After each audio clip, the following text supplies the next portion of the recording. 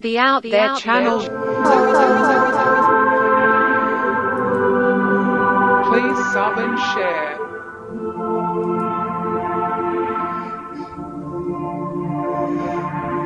Searching for the truth. UFOs, aliens, greys and ufology.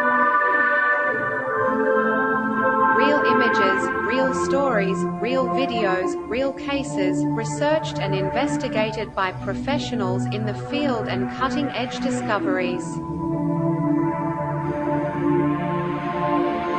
Multiple witnesses, abduction accounts brought to you by Team The Out There channel.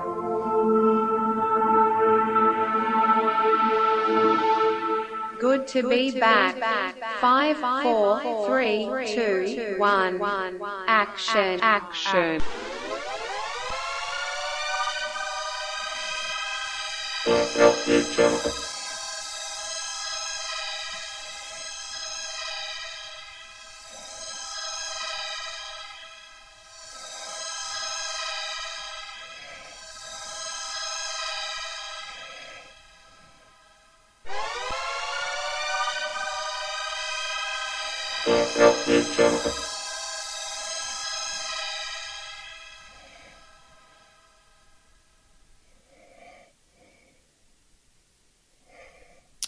Sipping all the fruits. Yeah, I kind of like that intro. There was going to be a bit more onto it though. Like the robot head was going to change into a kiwi, and then it was going to set the lasers, and it would have animated cartoon of Goof-on running away with Mummy on his t-shirt and his false teeth falling out, and him vaporizing, and Blake Cousins being ponytail being burnt. It's going to make it a wee bit funny. Maybe sometime I will do that. Hey, Blue Chicken, fist it right. No naked aliens. What do you mean by that? No naked aliens. You can see they had silver suits on here in the intro. I still may make another variant of it yet. See, I was going to have Dr. J Radio being set as he's running away coward from the UFO. Probably have Dr. Gay on his t-shirt. And Blake Cousins would be on his t-shirt. Fraud, maybe. Mr. Fraud. I could have lots of fun. You're in the intro, are you? I didn't see no blue chickens. Like I said, I could do a special one.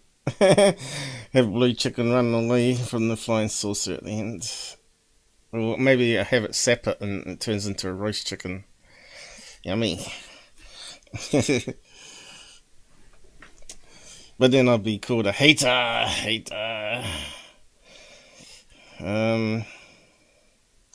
Yeah, blue chicken type. It's about time he's on some blue chicken dance. So it's late night here. Well, evening.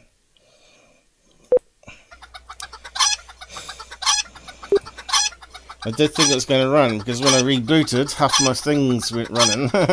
Windows had crapped on itself, so I had to spend 15 minutes fixing things again.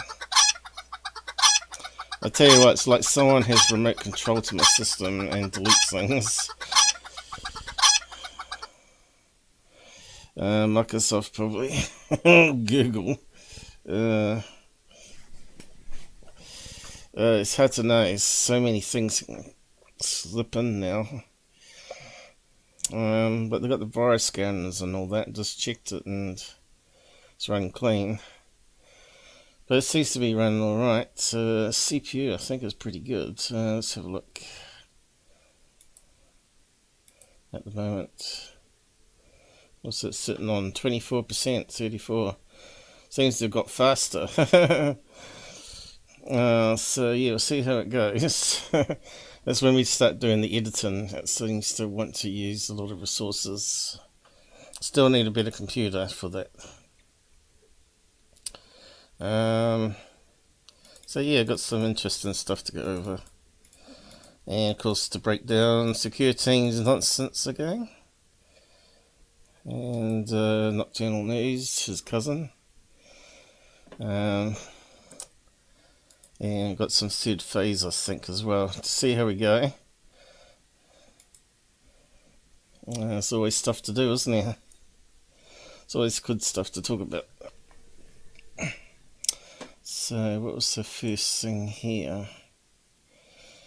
Alright, so I fixed up that Secureteam without having to be logged in. There was an add-on called Twitter something or other. Of course I can't list it over here because this new version's minted how it does it now.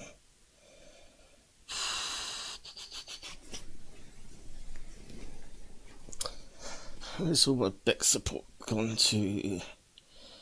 What was it called? Twitter something. Twitter login fix or something like that. So now we can scroll down here without nagging us to log in. That's what happens when you start nagging people. Hackers out there. Because we can hack what comes into the browser, you see. We can't hack it on their site, but we can hack it when it comes into the browser and change how it displays. So there we go, we scroll quite happily now. But yeah, we might actually have a quick look at some of those comments there when we come to it. But first of all, we do the more interesting stuff. The Bigfoot stuff. I just want to go over it and talk about the Gimli video because the last episode, 13, where is it? Bigfoot. Expedition Bigfoot. What? Why is it empty?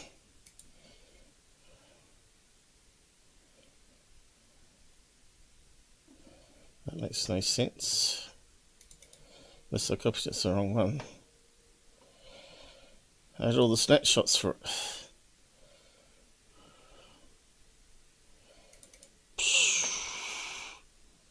Here they are. How did they get moved? I don't know. Something strange going on. I'll tell you, someone's having some games for me. Let's copy those back.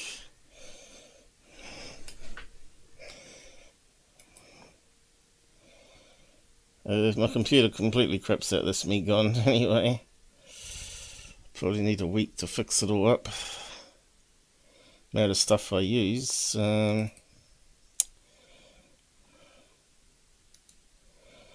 I'm not even sure if they're all there now. Why is it not pasting? I said cut and paste, you damn. Okay, gotta do that again. Doesn't like it when I zoom. Because it's very small font. Cut. Then that one. What can I see?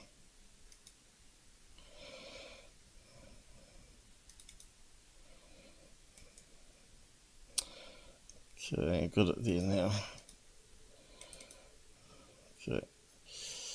So I'll go through it. It needs to be really enhanced. But that show never does enhancements. It doesn't have anyone to do enhancements for them. It's a bit unfortunate. So on the show they have the Gimli thing, the famous Bigfoot Patterson film. Let's just put it up there. Patterson, Gimlin,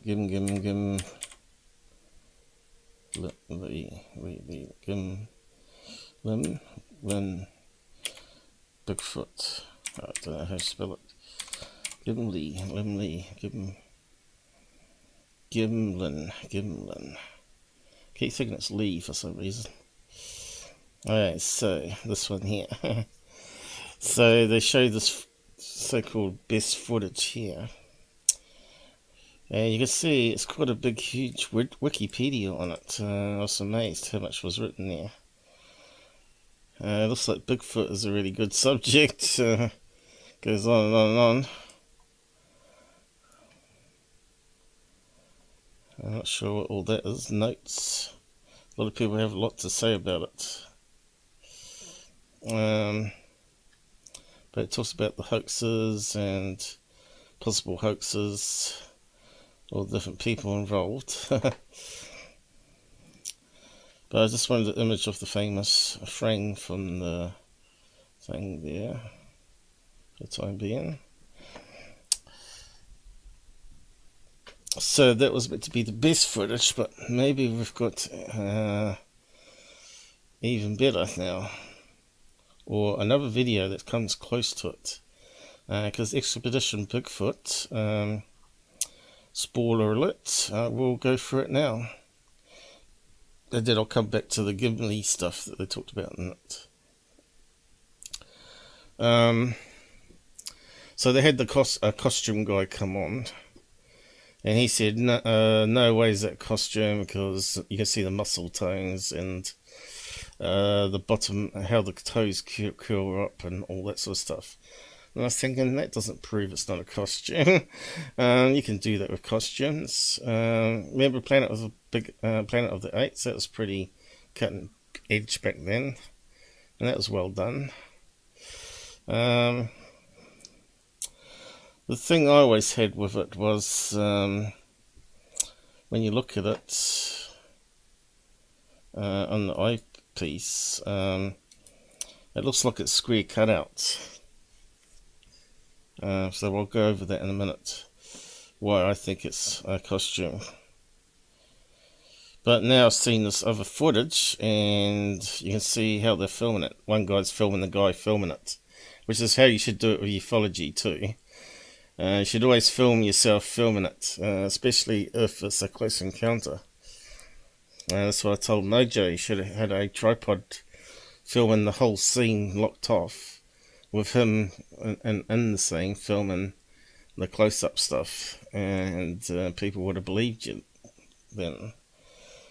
But he didn't do that. And of course I said, you cut it off too soon. You should have carried on filming, walking around and shining torch a bit more at the end, so because it comes across a bit suspicious. So yeah, so that's why I couldn't go full hog on it being not hoaxed, that Mojo one that I analysed.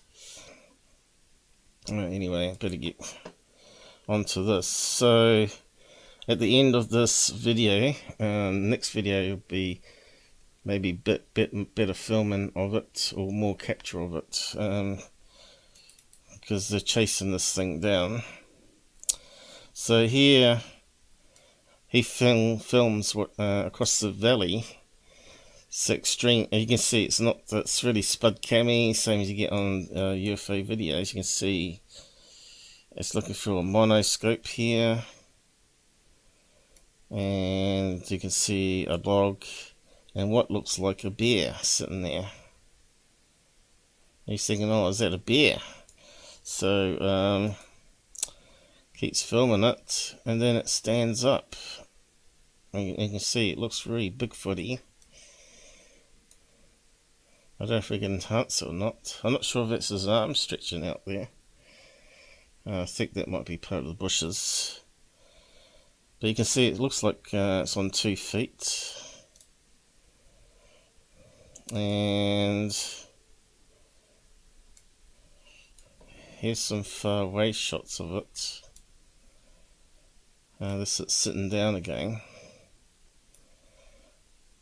And you can see it's not going to be good enough to confirm that to be a Bigfoot. But who knows, they might get something better yet. This is in the daytime. So that's it turning around, I think. It's turning around, just see his backside here. And it's heading off towards this tree line here. And disappears behind. Definitely at 2 feet, isn't it? It's definitely not a bear. Unless it's a special kind of bear. So there we're back to it sitting down again. So I don't know if we can enhance it any. Thought I had some more images, but maybe they got deleted. Let's stick it through. I think these guys might actually prove this thing is actually real. They're the best Bigfoot hunters I've seen in my lifetime, really. They seem to have it when no one else does. What you could say is maybe someone in the film crew, you know, Discovery or whatever it was. Was it Travel TV they were with? Could be pranking them in a suit, which could be a bit dangerous. Because they could walk into a bear or anything, couldn't they? So I guess what they're going to do is probably head over to where that log is and try and estimate its height. Which is the thing that's needed to be done. So yeah. It's getting quite exciting, I think. I've covered it, some of the best evidence in it so far, as much as I can of the fair use, of course. But even this, they could be upset.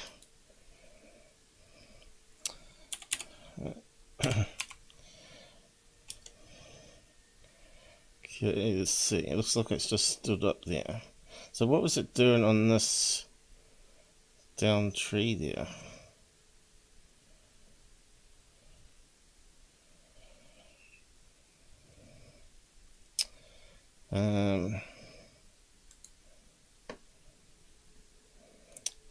Photo.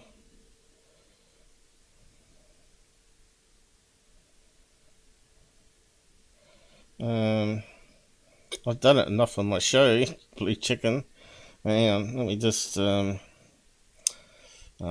talk to you first. What's this? How do I do a reverse image search? Cambian was talking about LMH, alien photo, being a PC game photo. Yeah, I think I did cover that in one of my live shows. If you have a look.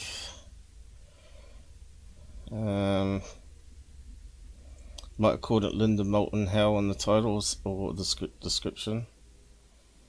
You have to do a search. Okay, let me just get this right here.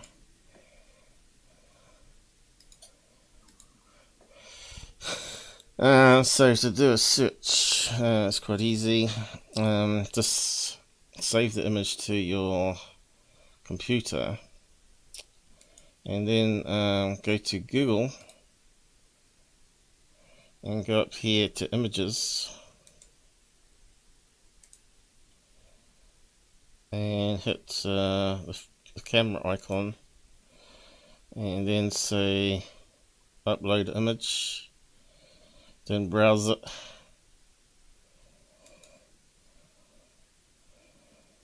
and go from there. So in my case I could do the Bigfoot one. Maybe they've got it. Where's Bigfoot? Take one of them. Upload them. And you better see what it matches with. You can see Google's not very good.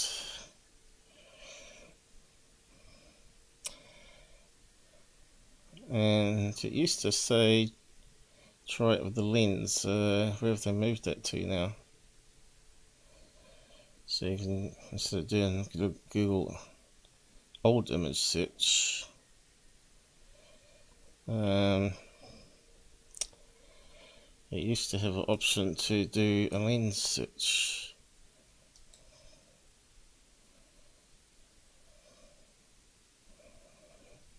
I'm not sure where that's gone to now. Tin eye I find better. Search for tin eye. But you can see that image off the show's not up anywhere. So yeah, it's just that easy. Yep.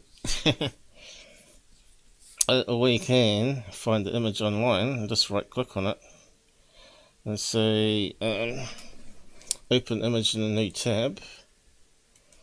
That's one way of doing it. And then right click on it and say search Google for images. And we should get lots of hits in that one because it's well known. And here we go. We've got all sorts of various size images of that one. And all the websites.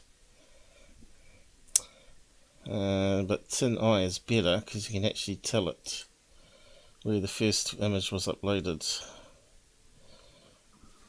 But doesn't mean it's the first website.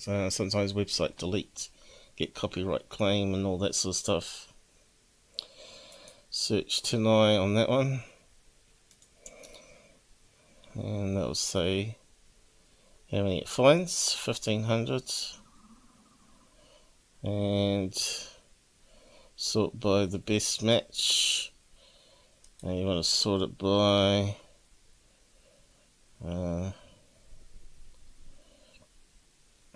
oldest. It doesn't do it while I'm zoomed. Oh.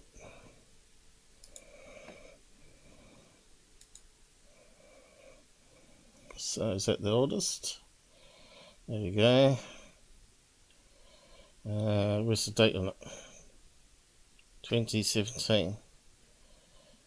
First found on November 12 on eBay. It reckons Bigfoot, Italy, 2008. Hey, that doesn't make any sense. Sponsored. Right, they started doing that now, have they? Okay, so you got to ignore the sponsors shit. So that's how they make their money, I guess. The first one is actually 2008. So Italy was the first one to take a copy of it illegally and upload it to a web page, and then it took off from there, I guess. 2008, and so on. Gradually going all over the world. And 53 pages later, where is it now? 2022, it's still going around. Fine art, of all things. Red bubble. You can actually find some good websites that way too. If you want to find a site that's debunking moon anomalies or a fraud channel. Anyway, moving back to where we were. Okay, let's see if we can enhance this at all. You think with all their money on this show that they would have like a P1000 camera that can just zoom right in. This looks like a crappy sort of setup they've got here. And you can see here's a lot of light leakage, and it looks misty. It doesn't look focused, does it? It doesn't look focused, that's the problem. And he's only got a few seconds. So as soon as you get a Bigfoot on film, they stand up and run off. It's like they know that they're being filmed. So we want to find where is it? Photos. Sharpen.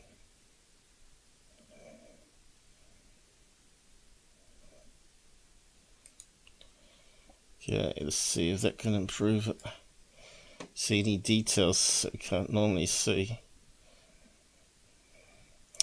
So he thought it was a bear until it stood up, which kind of makes sense. Damn. So let me grab it. Okay, here we go. Starting to bring out some details here though, doesn't it? Still looks like a bear though, doesn't it? Bear standing up on its hind legs.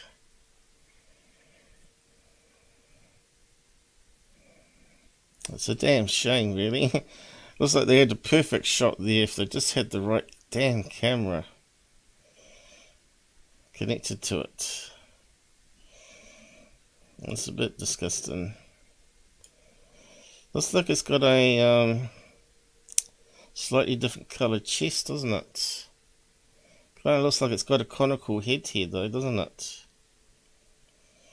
Okay, let's run it through some other filters. Let's keep that one.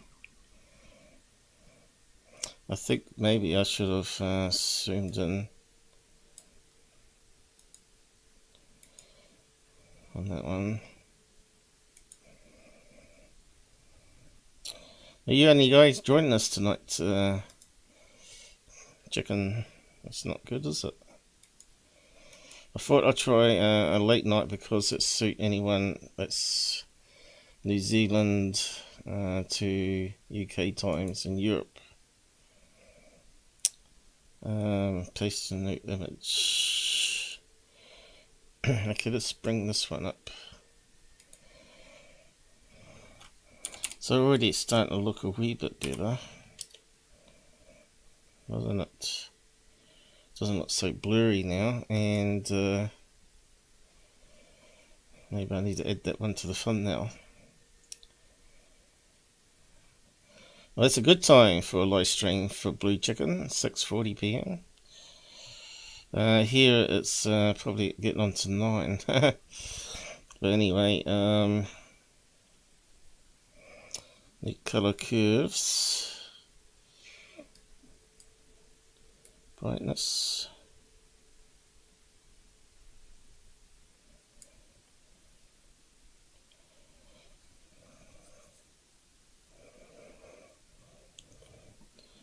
See, it does look like it's got a cone-shaped head there, doesn't it? If I just stay on that one and just draw around it, it looks like it goes up. Oh. Maybe I can't zoom in and do it. The mouse is too sensitive. It looks like it's got a cone head going up there.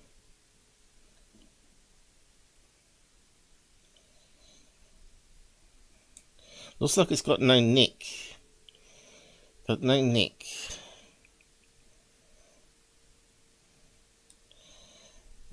Definitely looks like it's curving here.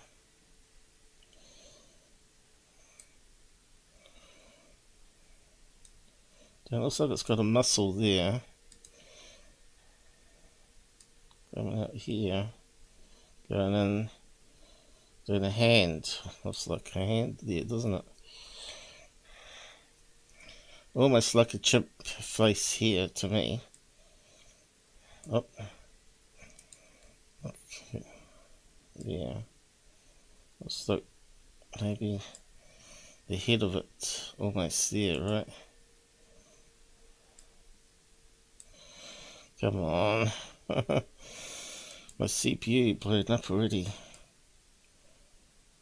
It's almost like a head there. It looks like the eyes are there.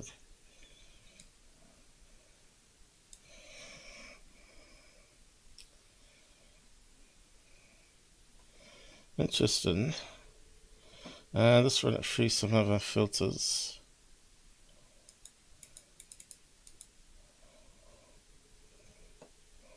I might just save that one.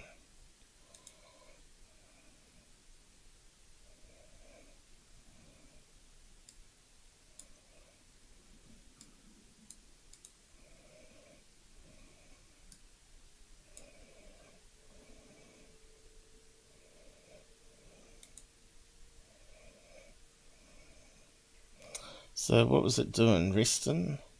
Sleeping, maybe? Watching out for deer?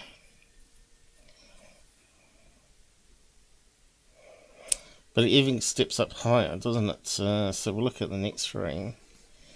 It sort of steps up and turns. I tried to get a few decent frames for it. Ideally, you want to get the little video sequence of all the right frames and then go from there, but because of copyright, I can't do that. And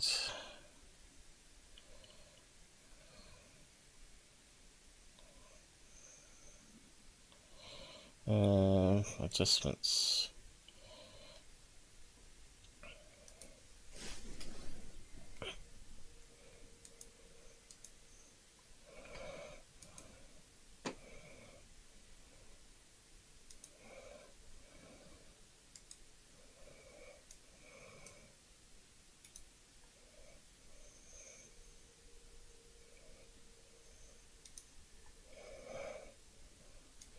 Don't know if colour swap's going to help us any. Might do.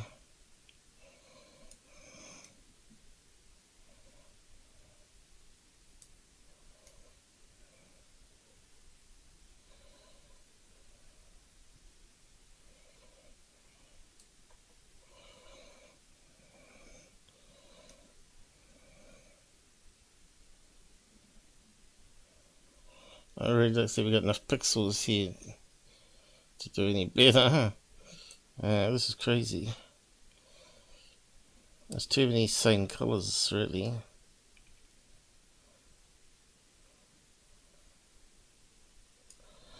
So normally it would be standing down to there, wouldn't it?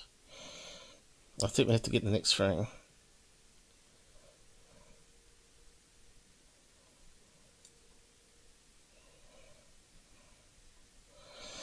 No, can't do anything more with it. Next frame. Where he stands up and turns, is it? Yeah, I think.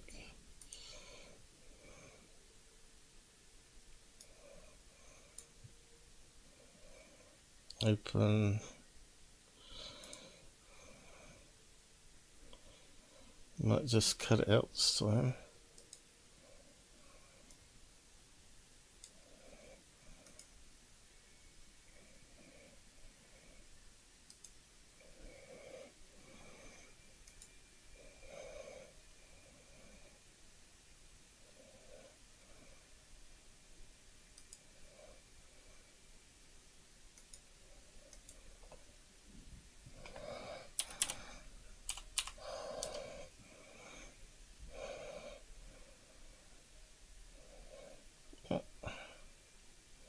Happens.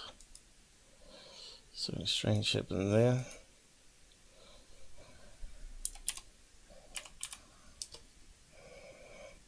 Okay, this one looks a lot darker for some reason.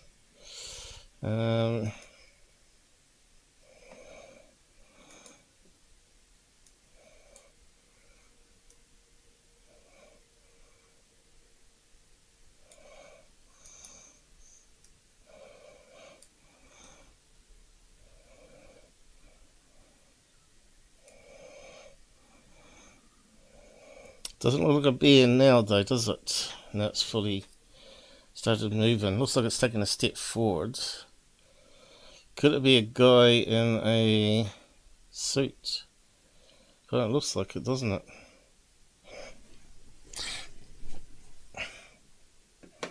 Could it be like military people dressed up as Bigfoots to try and fool people? Could it be something bigger going on?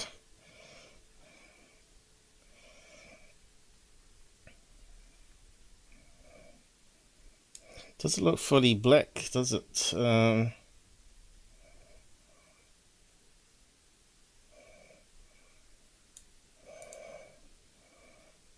Almost looks a wee bit silver there.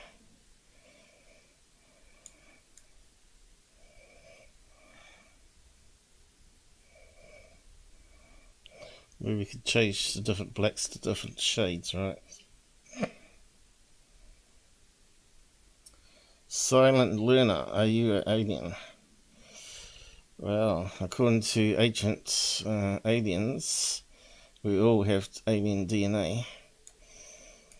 We're an experiment. So who knows?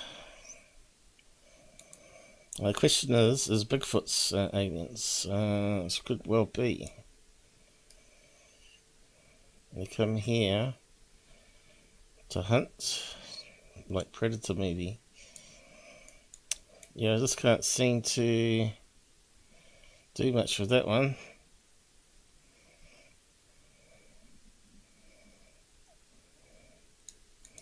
It looks better when it's smaller than it's bigger, isn't it?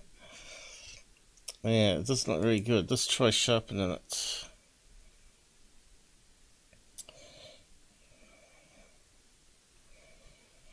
Where's photo here?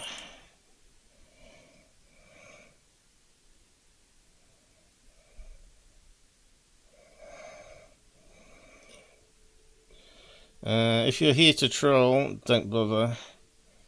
You'll be blocked. Here to catch for aliens.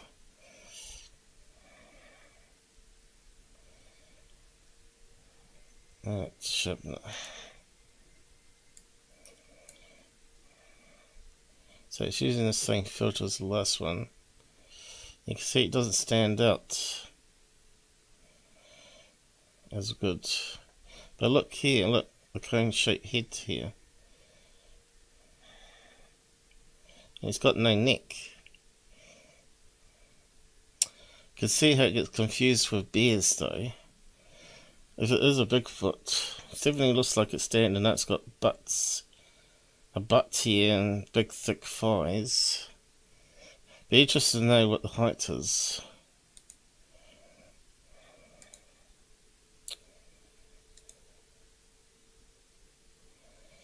We're enhancing some Bigfoot footage caught on Expedition Bigfoot TV show.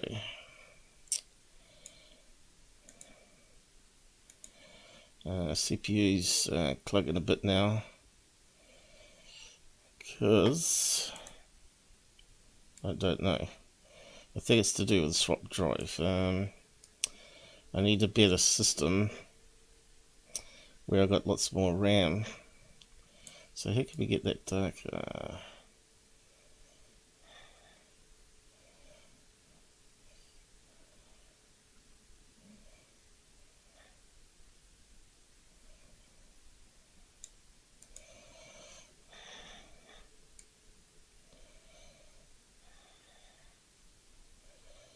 So darker that way. Then want the forest to get lighter. There we go. So it does look like it's got a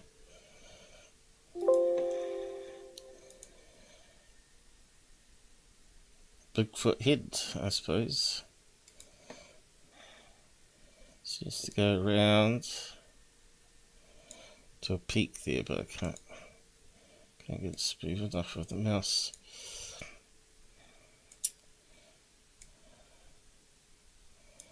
Yeah.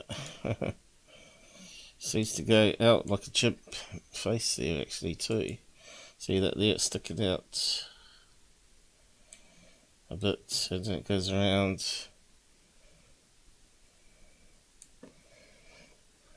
It's a bit hard to see.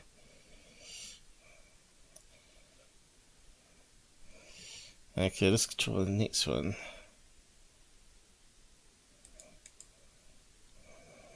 Definitely looks big bodied here.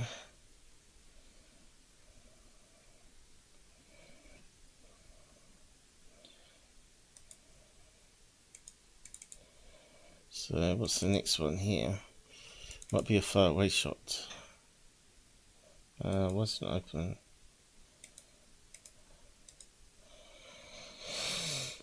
You deleted them, Blue Chicken.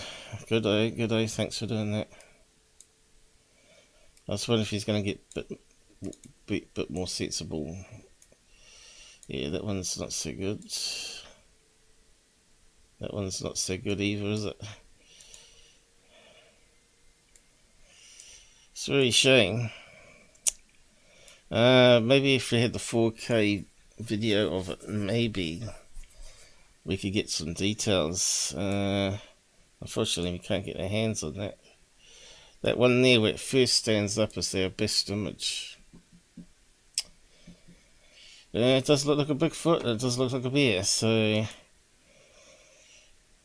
But bear... or butt? I don't think so.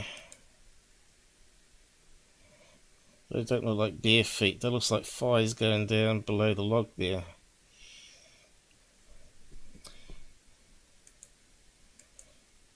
Okay, we'll have to see what the next episode brings to the table. Maybe they can enhance it on their really high quality images. Have to see what their team leader does with it. So we went from that blurriness to that. Way better, isn't it?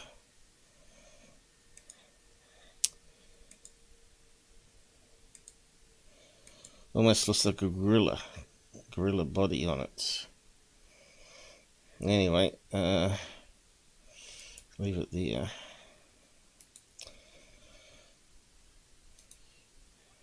Fascinating, I think. So we could put that into there. Now we talk about the Gimli Patterson footage. What they did is they got this expert out. Oh, he did it himself, that's alright then.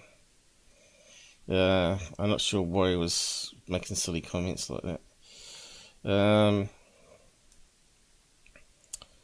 put that one up there too.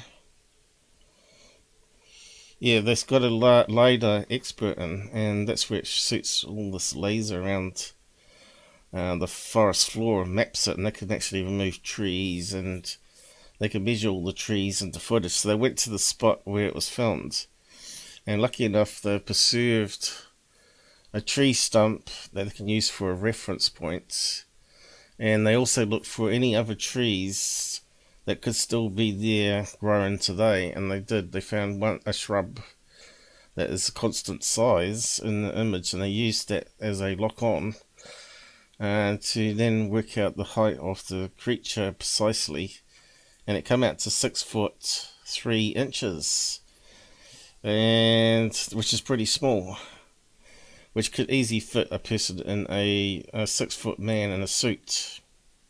So I thought, bingo!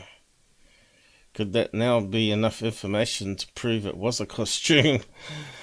But then he said that females and the apes are generally 25% smaller than the males.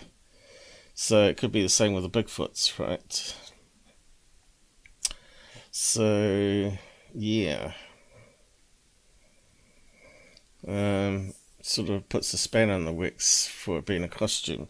So anyway, I thought I'd do some research on it. So, turns out this guy here, Bob Hero Minus, I don't know how you say his name. Obviously he wasn't that fat and old back then, but he was a fairly big, stocky guy, wasn't he? Need some old ones of him. I don't know if there is. There's 6 foot 1 inch. He'd fit in that suit perfectly. 6'1", and they measured it in the footage to be 6'3". Now, if you take into account that you got maybe some like mock-on feet that's made from bear skin, so it looks like soles of feet. And if you add on the cone head shape, that would add a couple of inches to your head, or inch. Alright, so there would be 6'3". And if you stoop over, especially. So I think that's going to be pretty accurate. Using late ladder. Let's see, can we get any younger pictures of him? So that's what he must be like in 2000. But what was he like in 1967? A young man. I'm not sure if we got any pictures of him being a younger man. There's no one really claims to be the suit. And we'll come back to that.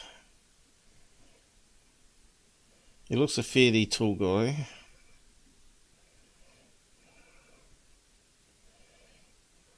There he is younger again.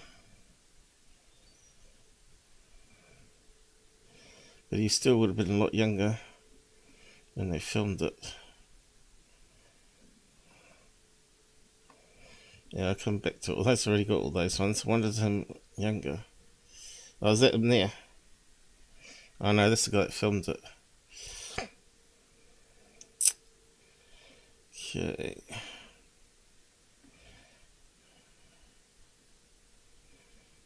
Have we got any young pictures of him?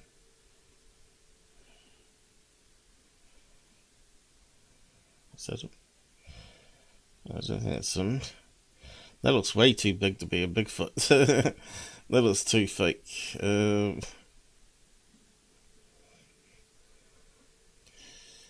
Looks like we ain't got no young pictures of him.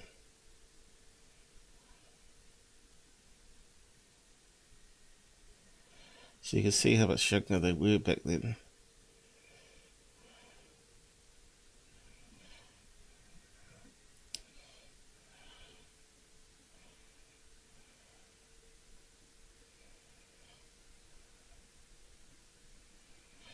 Of course, they're going to be a lot fitter and walk differently when they're younger than they're older. So, but anyway, they did a recreation movie, making a suit that's close to what they had. So that was the suit he made here. And I just happened to notice that fits very well with that little slit in the face when it turns around and looks. Grey colour with big round holes for where the eyes would be. And if you look at the original picture, is it on there too? Here's the original picture, one of them here. Okay. You can see here it's got the slit in the eyes, just like the costume has. And it's got the grey colour, and if you look carefully, I think you can see like there's like a circle cut out. He put black makeup around his eye to stop the skin reflecting, but it looks like black makeup around the eye there. And then you can see his nose, and it looks like the mouth's covered up, doesn't it?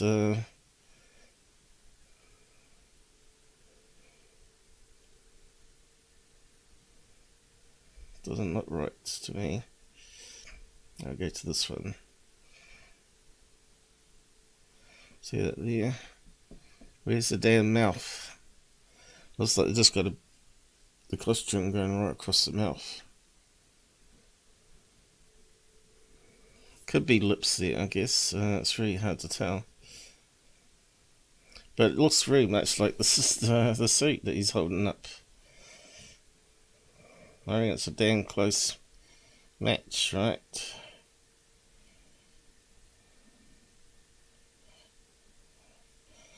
So what he said though, it was obviously longer. It's not quite the same, is it? What they did is they spent ages on the suit, he said, to make it most realistic as possible. And there he hasn't. It sort of made it too scruffy. Here it looks like it's neat cropped fur on the face, doesn't it? Here it looks really messy, like a bushwhacker, a lumberjack man.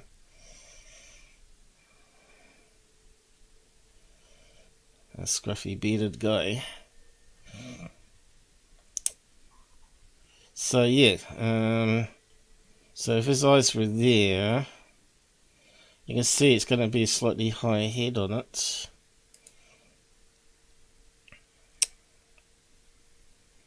What else we got? So they try to recreate it. There's a step of a walking. You can see how similar it is to with the eye piece. That's what I'm focusing on. Now, if you obviously didn't do a good enough suit like the first one, because it looks a bit baggy, doesn't it? It's not. You're not seeing the mistletoe. You're not seeing the bottom of the feet. And apparently he passed the polygraph test as well. See there, you can see the mistletoe and the boobs.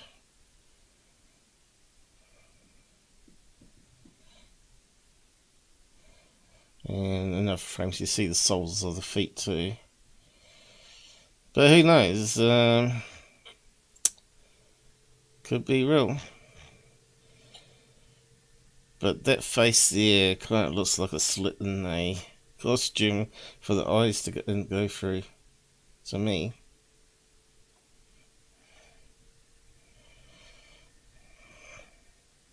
Is it one of the feet being lifted up? I can't quite zoom in. There's in a suit there, but he's too old now. And it looks like a pretty rough suit. So it's not going to be a really good match at all. Look.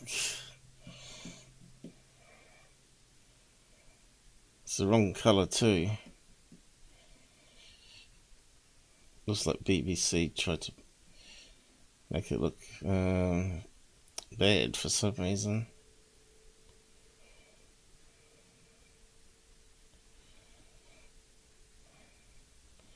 And what about here? Chimpanzee. See the saying there, you can see the toes curl up. But you could do that in a suit. But I reckon not back in 1967. So, in the Wikipedia there is some information here. Which, let's see if I can find. We just look, you can see there's a lot of information here. Hoax allegations. Okay, so where does so there's a lot of things that people said here.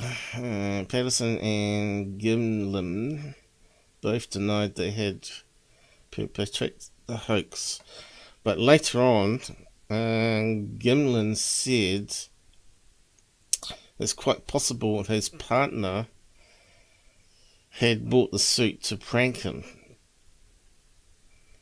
but he was the one that faked it and the other one didn't know about it. And that kind of makes more sense to me, because this guy's always denied that it was actually a legit film and all that, right? He's always said so. But it wasn't until 2000 he started to get questioned whether Patterson actually had ordered this suit from this guy and organised the other guy to be in it for $1,000, which is about $5,000 our buddy Dell, which is in stuff all really. And he didn't pay the guy in the end. He reckons he didn't get paid for doing the acting.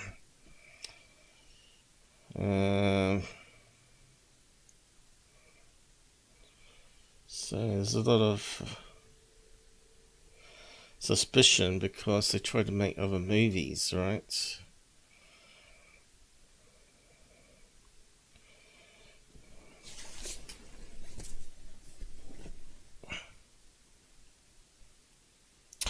"2D artist who interviewed Patterson and Gimlin many times wrote, what did he write? Both men lacked primarily the intellectual capacity to do a hoax. I don't see if that would be really true. It would be easy to get it by a suit and get someone to act on it for you. You'd have to get a big person, so 6'1" would make sense.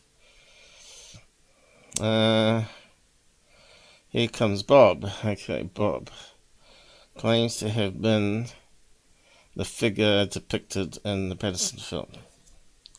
Now, apparently he passed the lie detector test.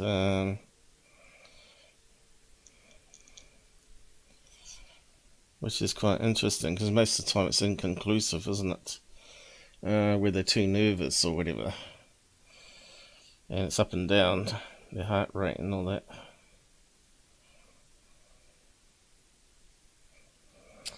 Matt watched.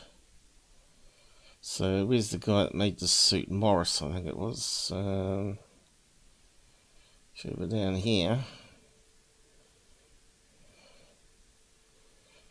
Suit material, there we go. Horse hide vest, Dunno. Says he was told by his brother Howard that Patterson claimed he manufactured the suit from horsehide. When Long asked how heavy the suit was, it weighed maybe 25 pounds. 10 kg, so that's not very heavy, is it? Horsehide would be heavy.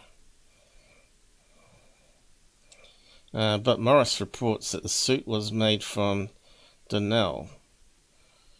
Because this costume expert they had on the show was saying there was no material around at the time that they could have made a suit like that from that skin tight that shows the muscles. So it was made from Donnell, a lightweight synthetic material which they probably would stitch fur into, I guess. Has little or no odour. Okay, so I need to find out what that is.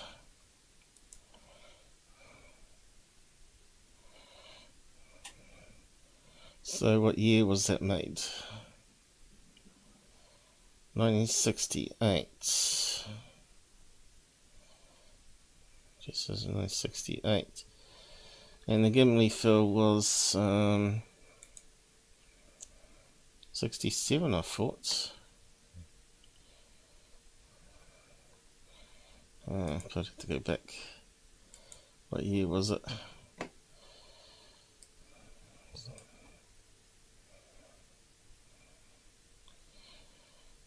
'67, you see. So there's a mismatch there.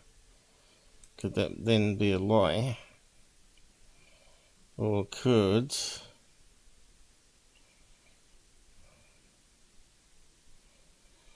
it come out in 67? And that's a mistake in the Wikipedia. Maybe a new collection come out in 68. Maybe that's what I mean. Let's see.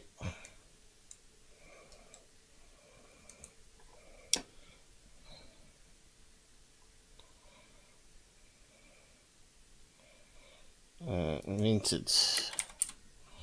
Let's try a different search.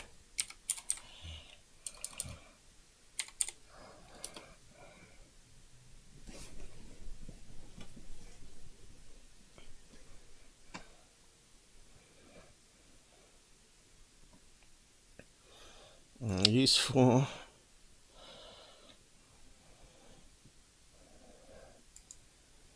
Made off. Vinyl. Acrylic.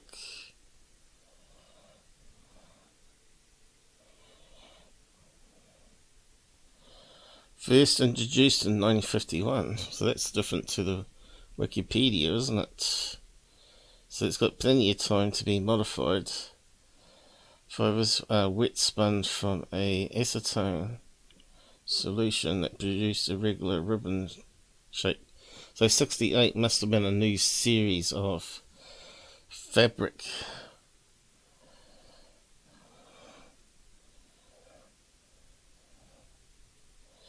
It's the first point that Donnell Metacritic came into life. And it's 71.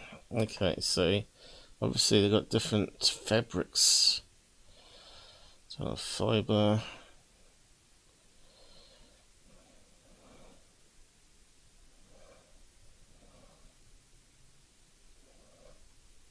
Let's put in a costume.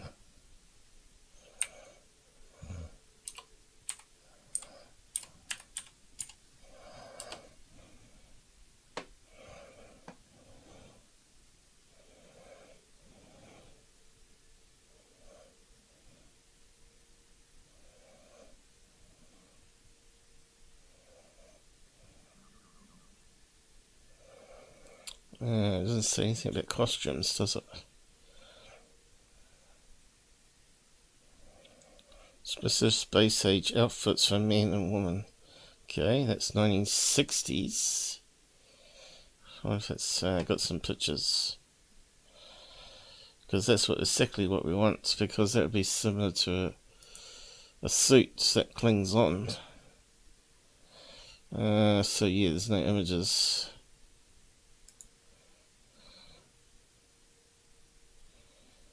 Oh, here we go. Spider Woman.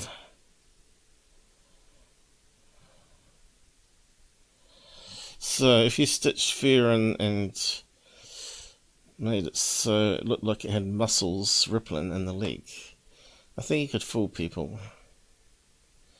It certainly would have been cutting edge. It would have been the best costume that guy ever made.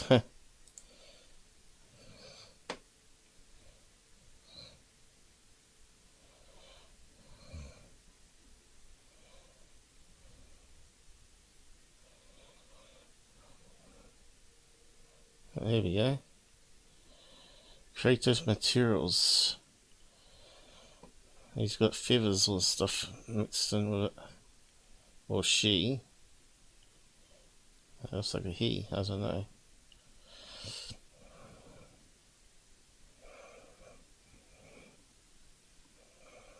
So yeah, so the costume maker could be correct.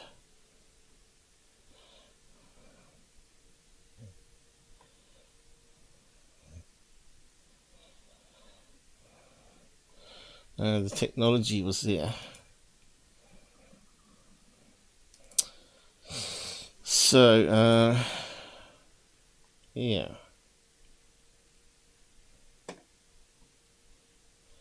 What else we got here?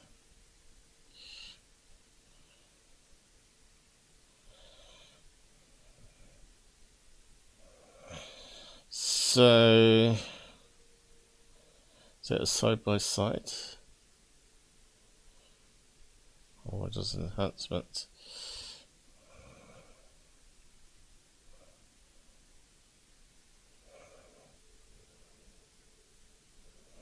There's a side by side, but it's ridiculous. No match. If you looked at that, no match.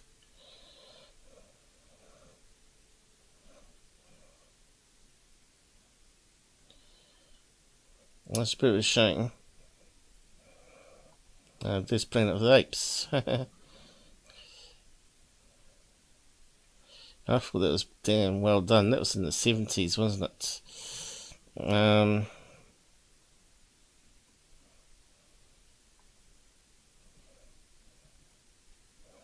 Rubber gloves.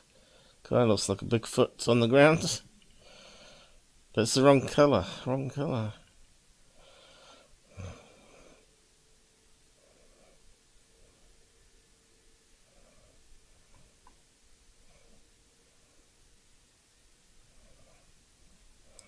Just a close up on the mask again. Okay, so moving on. Too much soon.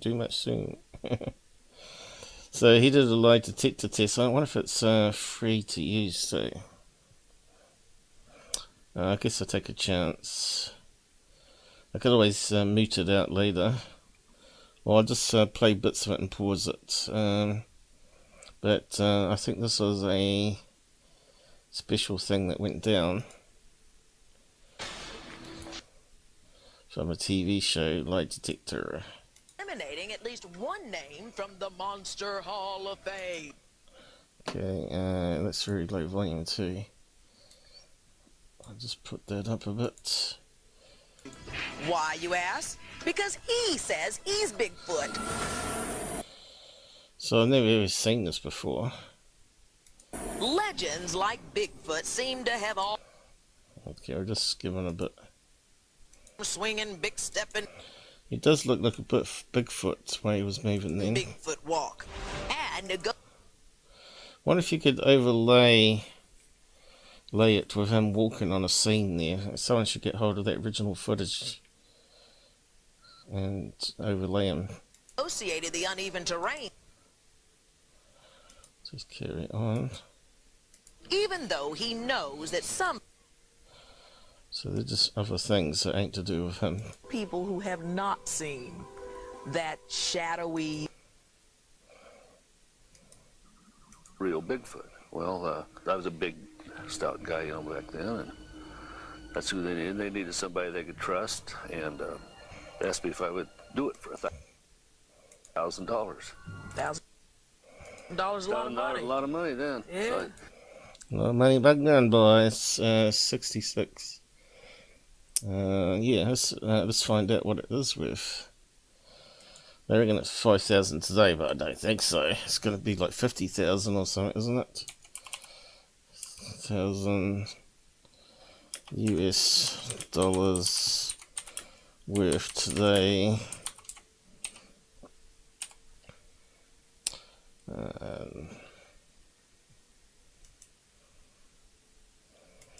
1967.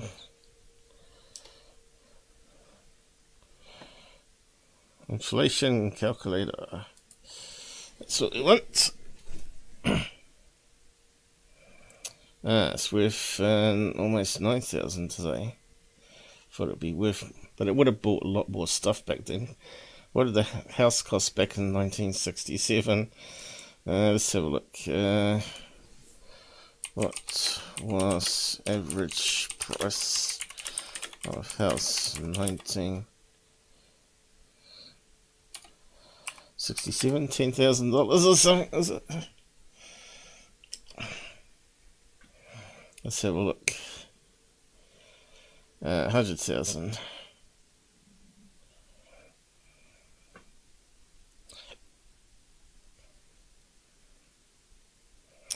So, is it really that much money then? When you put it to a price of a house. Normally you can earn, you can probably earn, what, 30,000, 40,000 a year at the moment? What's the typical average wage? And that out of that you could probably save 10,000 a year probably. So 10,000 would be 1/10. So it's not even 1/10 of what a house would be worth. So to me, that's not really a lot of money.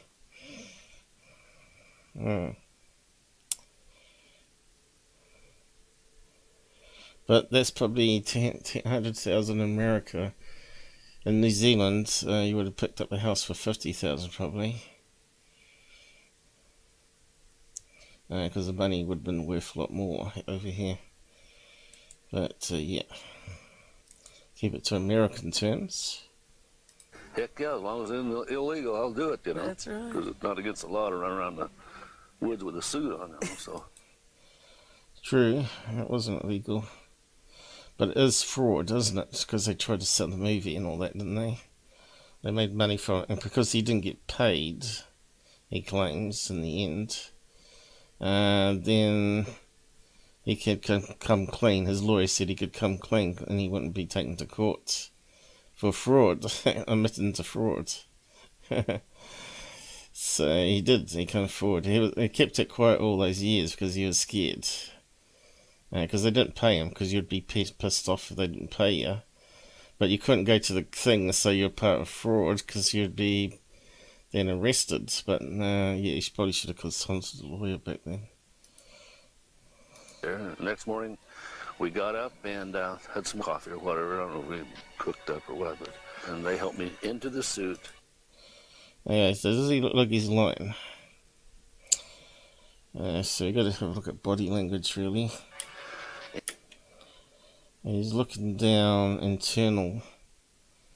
He's looking down to the right, which is normally the truth-telling side as well. And Roger told me to go over this certain place and stand. And when he yelled or give me the signal to do the Bigfoot walk down through there. And what was the Bigfoot walk? How would you describe it? He wanted me to... Okay, so he's looking to the right, which is the truth side, and this is the make-believe side.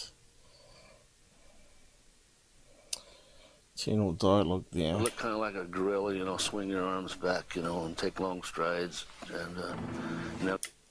See, they should be able to overlay. I had to turn and like, you know, they said that no human being could turn like I did. Turn your hips, you know, as you're walking, and turn back to look at him. Well, no big deal, but I walked down through there. They said, cut, you know, that's it, that's enough. And it was really, really hot that day in Northern California, and I was, sweat was just pouring on me in that thing. Okay, so someone said they looked up what the temperature was that day through historic records. They couldn't get a exact location. They said it was only like 12 degrees Celsius or 55 Fahrenheit. So that's pretty cold. But in a suit, it would be in a valley. In a valley, I know when we used to go fishing, if you're in like a valley with lots of trees around, it can actually get it can become really hot.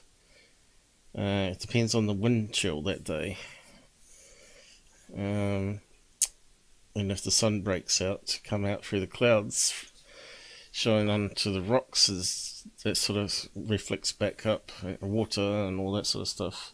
And I jumped down behind this big old tree had blown over, where I jumped in this big hole down there. I was afraid somebody was going to shoot me, you know, all this time going down through there.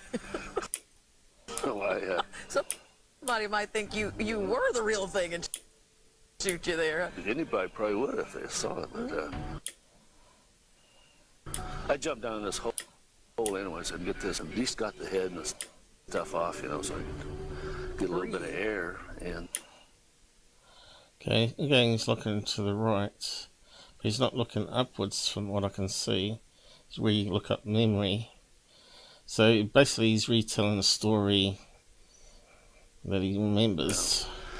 We got done, you know, with the filming and took the suit off, and we went back down to the camp where they were camped. And the next day I drove home and I went up to the local water hole where all the guys hung out.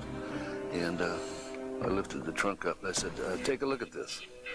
I didn't tell them Okay, so he started looking right then, and they panned away from him. what it was. I said, just look at this and do not forget what this looks like. Well, 2 or 3 weeks later, up come the movie, you know, on the television, the film. I said, that's what. So he thought it was just going to be like a drama thing rather than a prank. What you were doing, you know.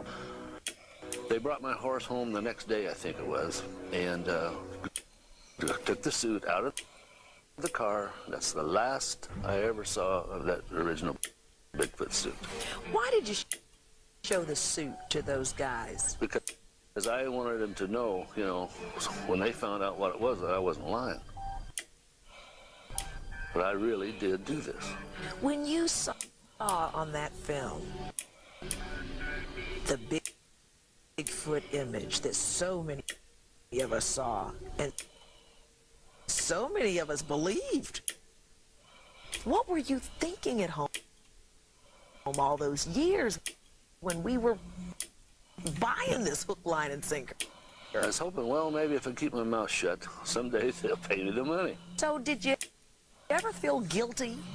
No, because it wasn't illegal to do that, you know. But you tricked America. I was supposed to have been paid for wearing a suit in the woods, you know. I didn't care what they'd done with the suit, you know, or what they'd done with the film. It seems really honest to me. But you never felt bad that here you were part of a hoax that would trick people like me into believing there was a swamp monster running around out there. No, it didn't bother me. Did you ever think to yourself, now, y'all, this is wrong? Well, he was going to make money off this. He had this pretty well planned out. Make money off hoaxing people. Make money off a hoax. Yeah. And he did. You didn't. I didn't. And that's why you're There's here. like 2 or 3 of them that made lots and lots of money off it. So let's go on a bit. Lie detector test. Bob, please remain still. The test is about to begin. All Now you remember I did the similar thing to Travis Walton, and guess what? He failed. And of course, what's different about him and Travis? Nothing really. So one's a liar and one isn't. questions must be answered by yes or no. Do you plan to tell the truth on this test Duh. about whether you were the Bigfoot shown in the 1967 Patterson film? Yes. Relevant questions must be specific. Okay, heartbeat. You can see everything's sort of regular there. Bob, be advised any attempts at countermeasures will invalidate. So he's not actually got his eyes closed, does he? He's trying not to get excited this though. test. We Or stressed allow out time because he's on between TV. questions to ensure that we record all of the reactions. Are you now sitting down? Yes. Were you the Bigfoot shown in the 1967 Patterson film? Yes.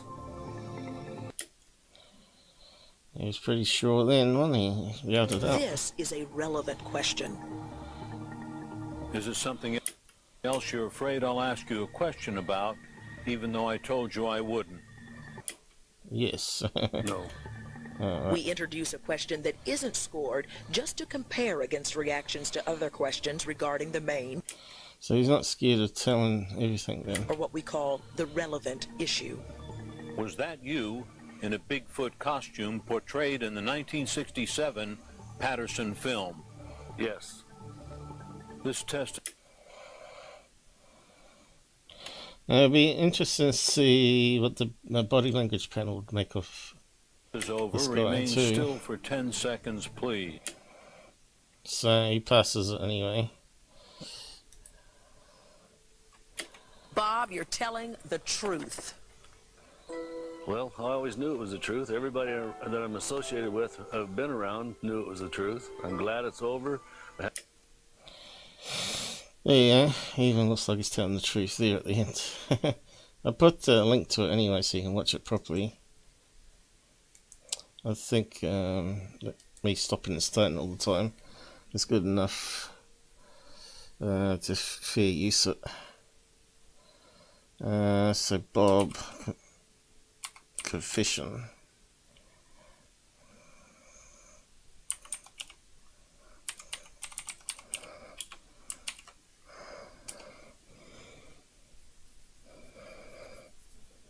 And I think he was in the suit myself.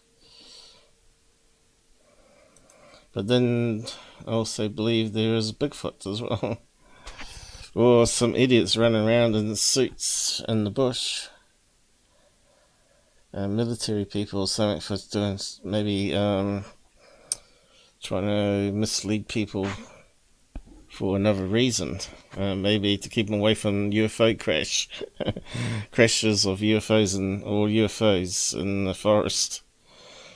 So yeah, I don't know. What do you think of this one, this guy? So I suppose we should go on to the next topic now. Blue chicken says you're gone. Looks like maybe no one else will be joining us then. It's been a while since we've been running now. Should be find it interesting though, because I did. 1 hour 20 already on that, but it's well worth spending the time on it.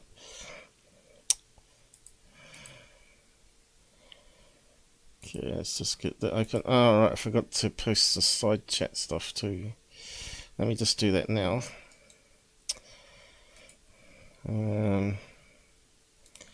Today's title.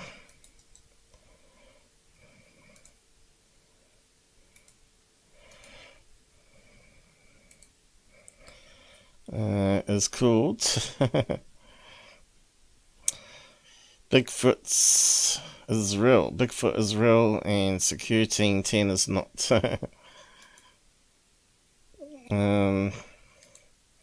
we're going to do him next. And I need to post the website so you can join us on Discord to talk about all this sort of stuff or any other information you got.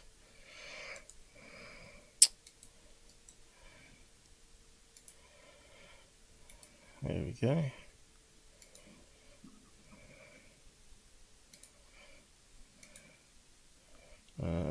Where's the pin? There we go.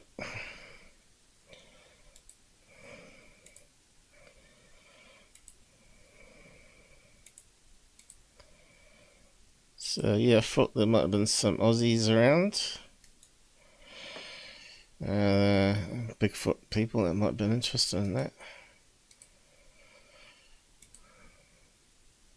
Because a lot of people don't watch these shows and miss out. So, Secureteam, what's he been up to? He's been putting out more garbage that we need to go over. NASA will never admit, so he's back onto the old NASA. Never a straight answer that he made up.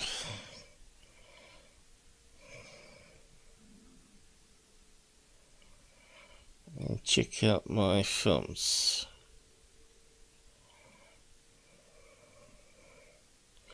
Is the audio working alright? Since problem I had starting up today. No, looks like it's alright. So tired of seeing the same UFO guy.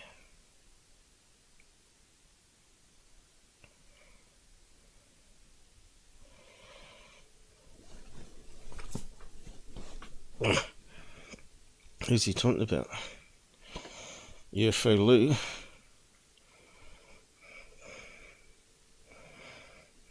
Or Court Bell? New video uploaded now.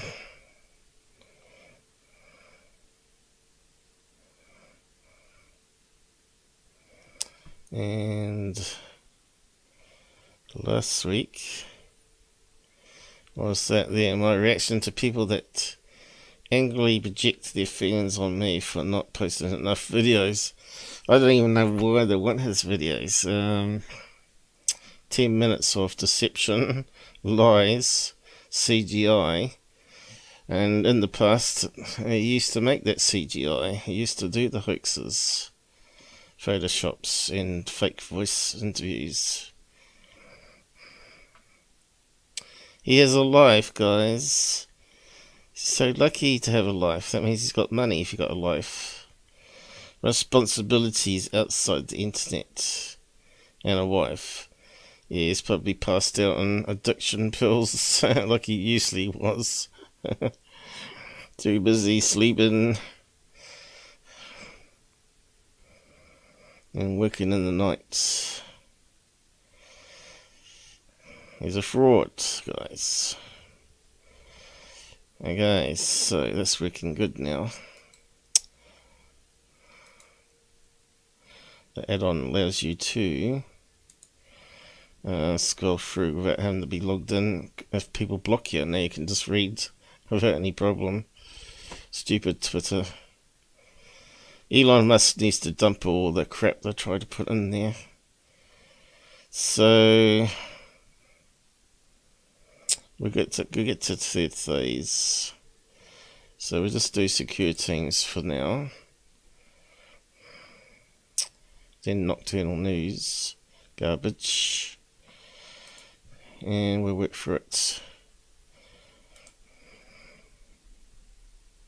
Why is it not clicking? Stupid thing. 2022. Okay, so it hasn't got the usual opening. I'm watching NASA Live feed. Watch it there. Okay, this is a guy filming a TV screen, well, LCD screen. Two of them pop up. You can see how it went out of focus. Okay, so we're meant to be looking at something here in the distance. So straight away, there could be satellites, or even stars, well, galaxies even. One of them goes away.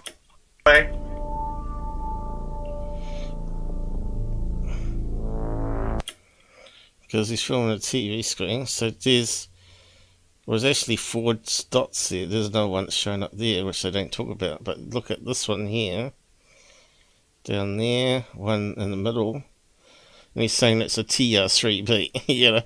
yeah, that big across the Earth, mate. That would be massive, and it would probably create a shadow on the Earth because it would block out so much light. Now we got a triangular object. Triangle They go away. object. What's that, Texan?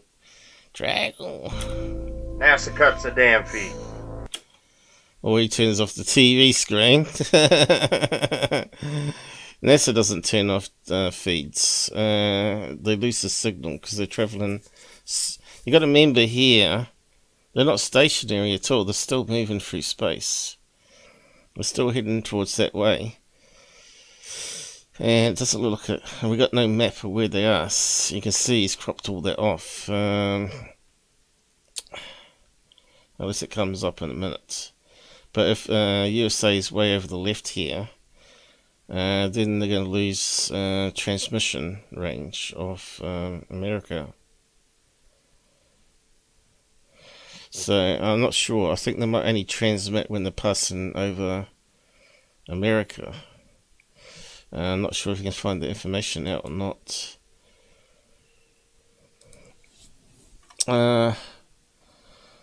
Stations. Where or when does. Okay, let's see what I'm typing, damn it. Does ISS transmit video?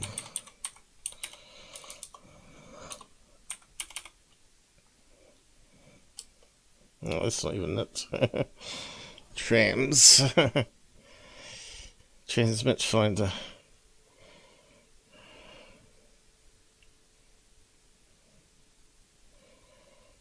What's that mean? You can tell when the space station is going overhead. Pass in front of the moon. No. Satellite transit tool. So transit will alert you if the IS or Hubble is due to come within 10 degrees of any naked eye planet or moon. Okay. That's not what I wanted. Transmit video.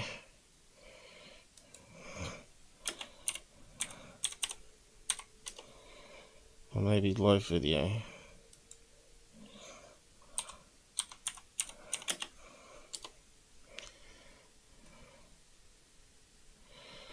Ustream.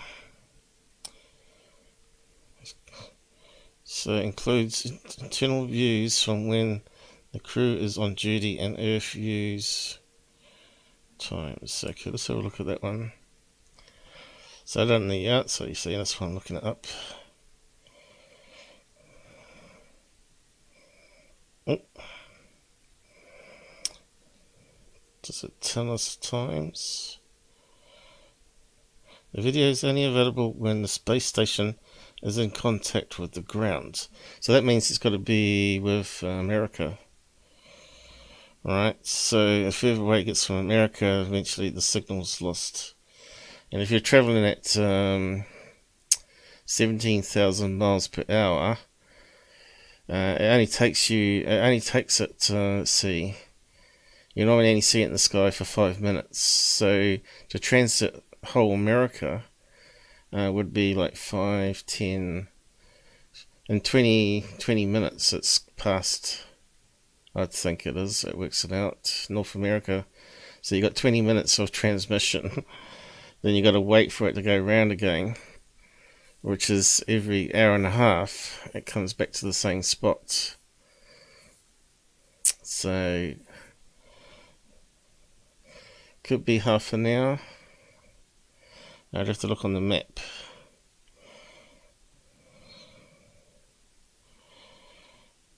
During loss of signal periods, viewers will see a blue screen. Since the station orbits Earth every 90 minutes, experiences a sunrise and sunset about every 45 minutes. When the station is in darkness, external camera video may appear black, but can sometimes provide spectacular views of lightning city lights. Okay. So apart from that, that's all the information I can see right now. And you do the live feed here by plane, I guess. Although it looks very big for some reason. Probably have to scale it down.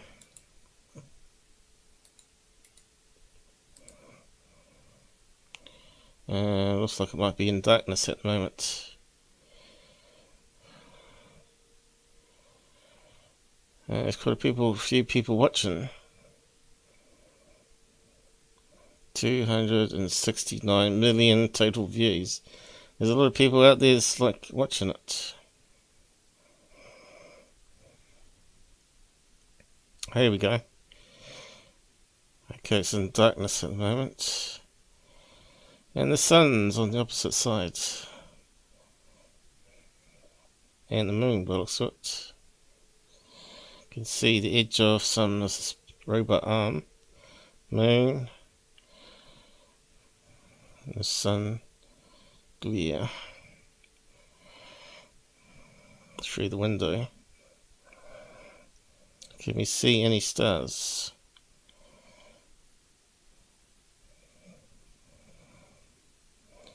Probably not looking straight at the camera, you're not going to, are you? So that's out. Maybe we should look at that sometime. See if we can see stars in real time. Anytime. Or is it only a special event when they're filming it? Anyway, so that's Cobblers about them cutting off the feed. We'd have to see where the map is and everything.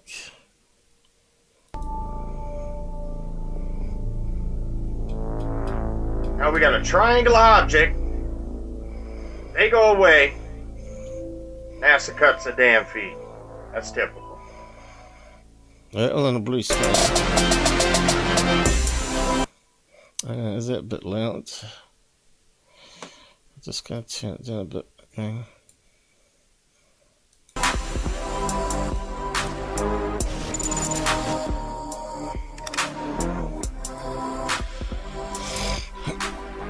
Good. Here we go.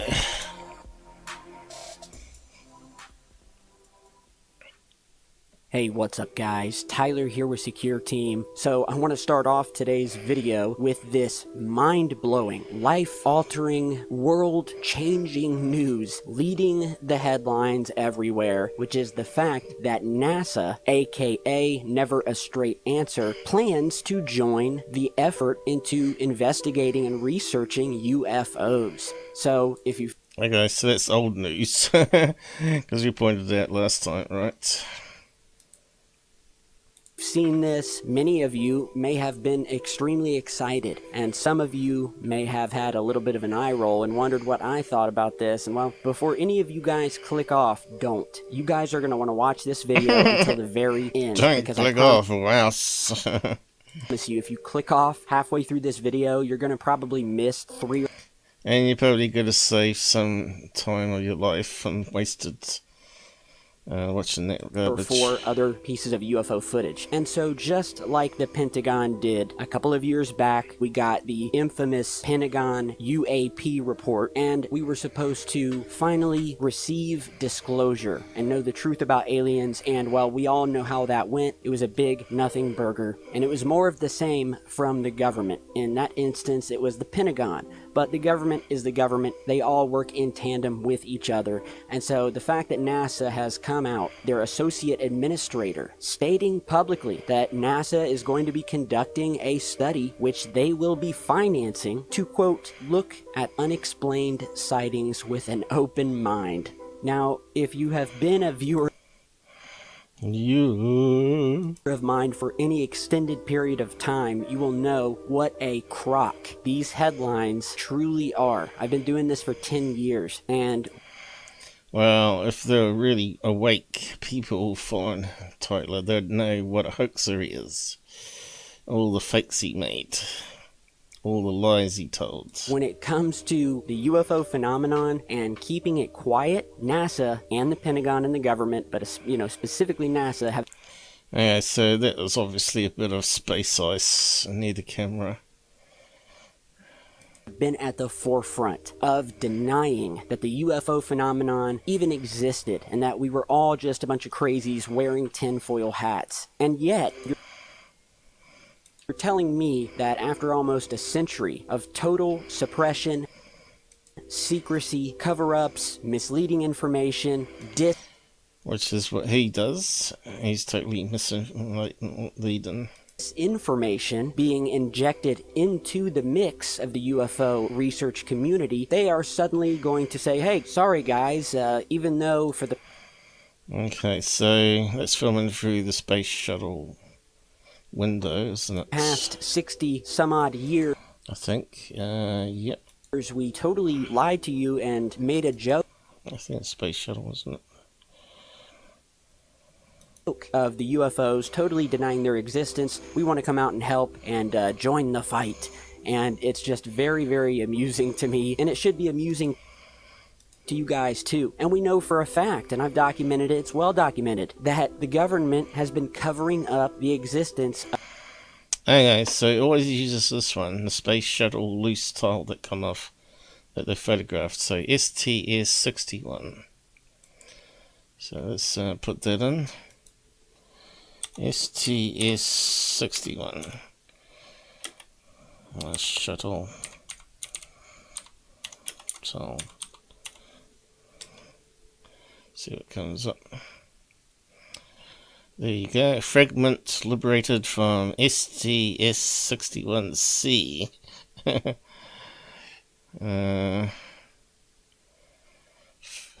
Recently found a NASA image showing a triangle-shaped object floating away from Columbia during 61C. And it says down here, thermal insulation. Okay, so straight away, more lies, deception from your lovely Tyler Klotner, a nice sweet country boy who would never lie to you. of alien vehicles visiting Earth. Okay, he's flicking through quite a lot here. Okay, this one here looks like a piece of cloth that got away on one of the spacewalks where they opened up the satellites. See that there? Could be even a bit of plastic sheet that's sort of crumpled up. Since dinosaurs There you go, another one. Looks like a rag or something that the astronauts would have on a spacewalk. Maybe to wipe down some grease or something. And stuff does get away, ends up being space debris, but eventually it floats down and burns up. at that level. So we've got no reference to that one, so I can't look it up for you right now. But you can see it looks like a piece of plastic that might be wrapped around something inside a satellite that they're trying to repair.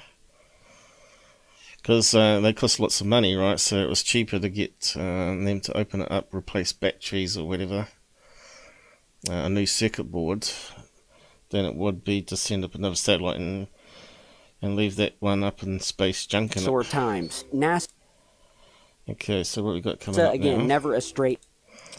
Okay, so we've got a bit of debris coming in here. And is it though? You can see here it's filmed through a window. See here, you can see condensation from people's breath on those thick windows they have in the space capsules that they send up to the moon. Great answer. Okay, so sometimes you got to be careful it's not a reflection from the camera of a light or something like that, or it could be a piece of space ice or debris, or another. Well, it could be part of the capsule itself. Remember, it separated and landed and then come up, and it's got to meet up with the orbiter, so that could be one of the orbiters. So until we got actual information what number it is, footage, we can't actually look it up. Awesome acronym for it I like is never admitting space anomalies. So there you go, NASA, never a straight answer. Okay, so this looks like it's over Earth. So, you know, we've got satellites up there. And we've also got little ice particles close to the camera. Answer, I know to some of you that break off and look like they're really far away when they're not. it may be exciting. You see how it flickers? Generally when it flickers, it's like a spinning piece of ice that broke off. So it forms like a crust on the outside because it's so cold in space. What was it, like 300 negative Kelvin? I'd have to look it up.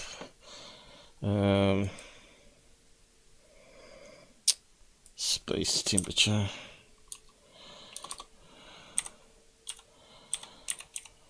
And of course the rocket engines produce water as a byproduct.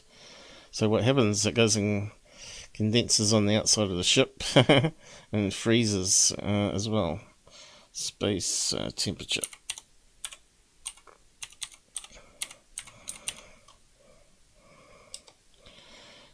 So what have we got? Negative 454 Fahrenheit, 270 degrees Celsius. Kelvin. Yeah, I was meaning Fahrenheit.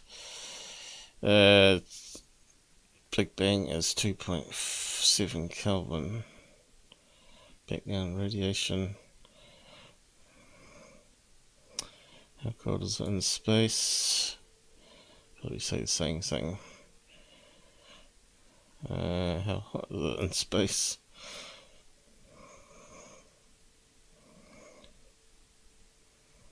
Yep, pretty damn cold. Can you survive temperature in space? Nope. Maybe fine. The air pressure is less than 1% Earth. So basically you boil, your blood boils, including your blood, fluids in your skin and eyes. Great stuff. Okay. And of course, I always like to look at life with the glass half full, you know, and I did back 3 years ago when the Pentagon reports came out. You know, they talk.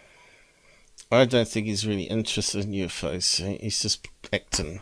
He always wanted to be an actor, a script writer, film producer, and make lots of big bucks.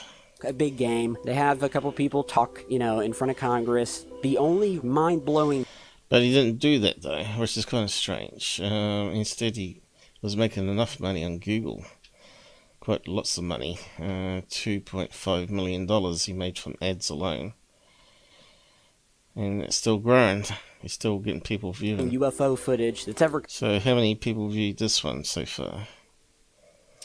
200, you see. 4 ads in that. That's like $500 in the pocket right there.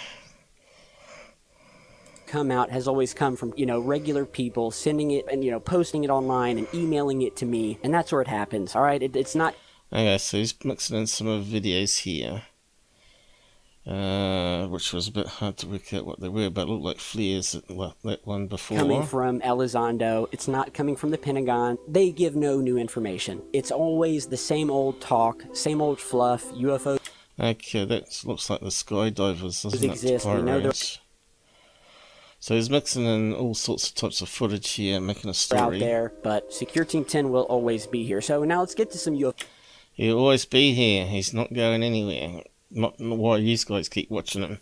Because he's making good money. Footage. I'm done talking pretty much for the rest of this video. So we're going to start out with this first clip, which is one of many of UFOs happening both on Earth and out in space that have been captured on. Okay, so it's going to be all footage that we've looked at past weeks, right? Because he's so far behind. And straight away it's the one that I said looked like a fast-moving hacky sack. Because if you watch the video carefully, you can see people kicking the ball around on the beach as he spins around. Camera. In this first clip, a piece of footage was captured during what looks like an air show, and it happens real quick, so we'll play it a couple times here. Now, there's a point where it captures people playing.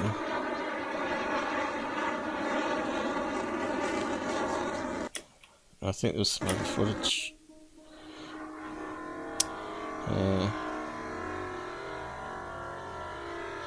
So we've been through that already. Some reckon it might be a bird taken off from the water, but if you really play it carefully, you can see it's not coming off the water. Still off the edge of the camera when it comes onto it, and the flickiness is the wings, and it looks round because of motion blur. I'm not too sure on that. I would have thought it would have been elongated here and there and changing all the time. And it seemed to go up too vertically, and the way it goes up vertically here is really more connected with a ball kick. So it comes on there.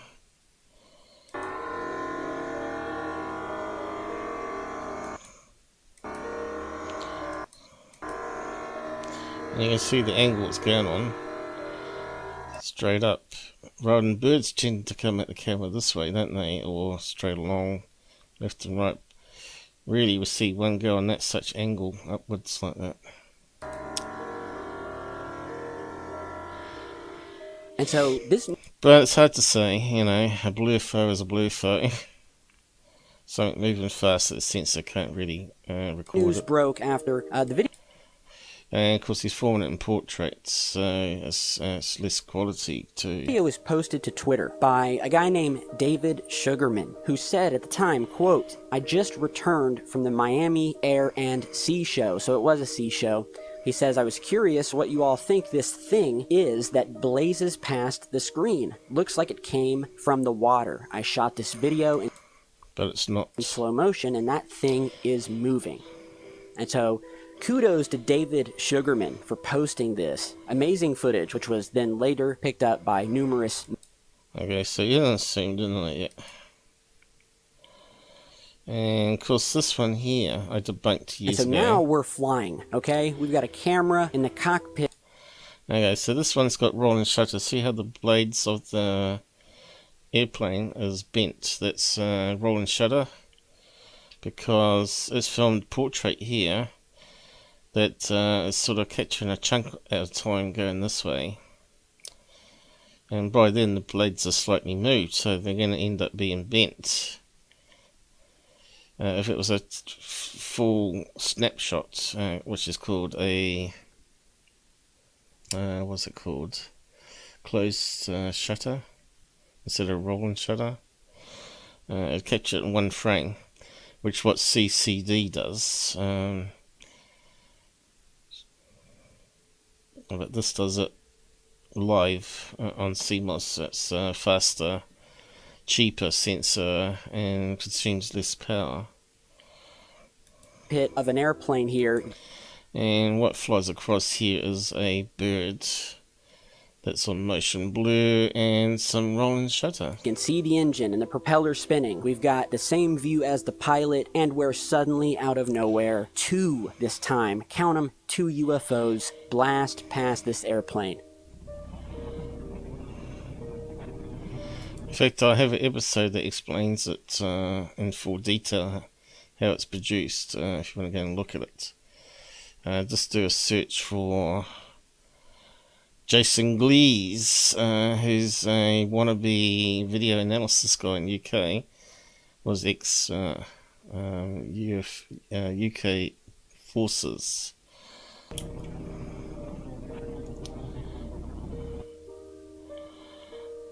I need to slow it down. Okay, so that's what a bird looks like on motion blur. There's one. And rolling shutter. Look at that thing. Looks like a...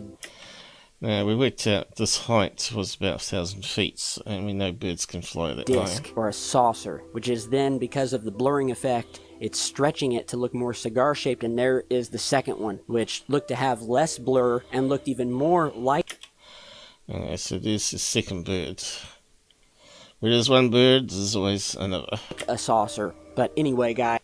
And that one, if you look at it, is not a saucer shape. It's you can actually see the wing. So yeah, it's misinformation all the time, this guy. He should be explaining what I did there with about the rolling shutter and motion blur camera artifacts. Turns things into UFOs. Guys, tell me what you think of this. I think it looks more like two sort of disc-shaped, traditional saucers here. And when the bird's stretched. So it's a repeating image.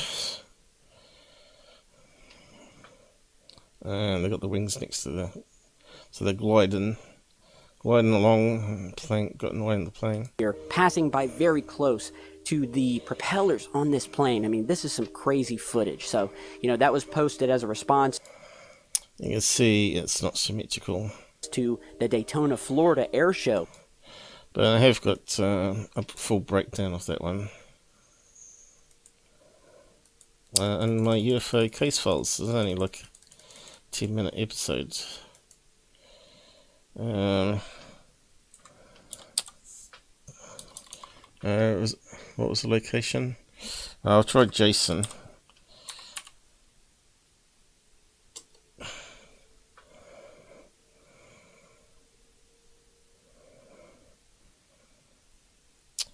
think the thumbnail will be off the plane. Here it is. UFO case file number 47, Argentina. So if you watch that there, you get the full breakdown of that one instead of me repeating it. Breakdown of Argentina UFOs. So there's camera artifacts, in fact. I'll just click on it, just show you it's the same video.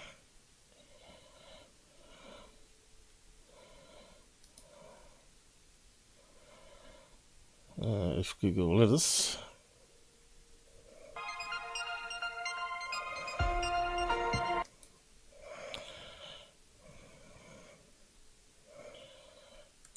Okay, there you go.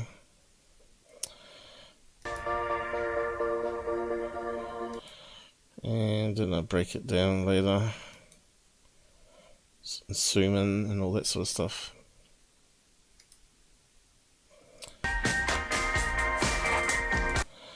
Okay, so there's a zoom, and you can see here the flapping wings of the bird. Alright, so there's like 1, 2, 3, 4, 5, 6, maybe 7 images of the bird as it's moving across, motion blur, the rolling shutter, which would be changing the thickness further down in this case, because it's coming upwards, scaling downwards.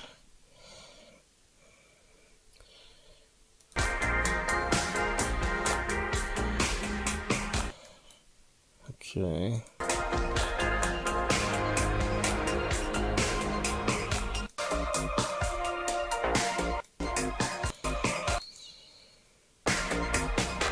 So talk about rolling shutter.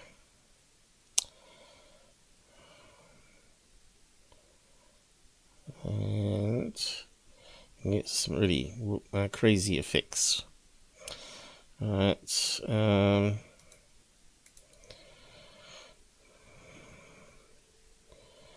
I put up also comparisons. Filming moths that stretch. Here's one that happened in a tennis court. Where was it? What was it? The locusts or something. You can see them flying around.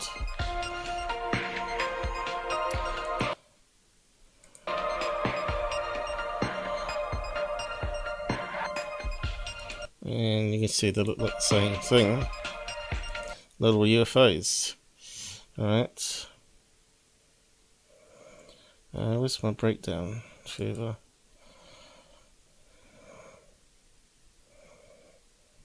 So yeah. So I looked at another video here of birds. You can see they got the streaks, same streaks happening. There you go. A couple of them. And compare it to this one. So his one's at the bottom, and this one was this one rotated. And you can see it's got flipping wings. And about 7 images joined together. And then I get a picture of a bird gliding with the wings next to its side, almost. Bird with slow shutter, so 7 of them.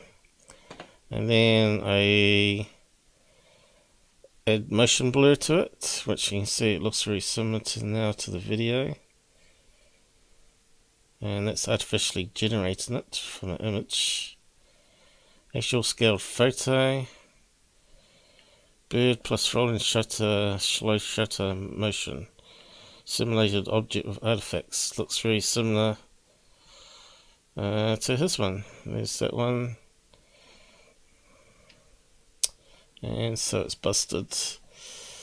So this guy, Jason Glees, wrote a book making lots of money off it. And runs a website, and it's just full of crap like this, where he hasn't analysed it properly, hasn't got a clue what he's doing, and saying everything's a UFO. And of course I got banned from Open Minds for saying that, for saying the truth. So there you go. So even Open Minds is censorship. So we're just carrying on. UFO clip, but we are not done yet. Let's now get on to the next piece of UFO strangeness caught on video. And it was emailed to me by a viewer who was watching the ISS, or International... Okay, so what I think is happening here is we're moving through space. Looks like it's on the daytime.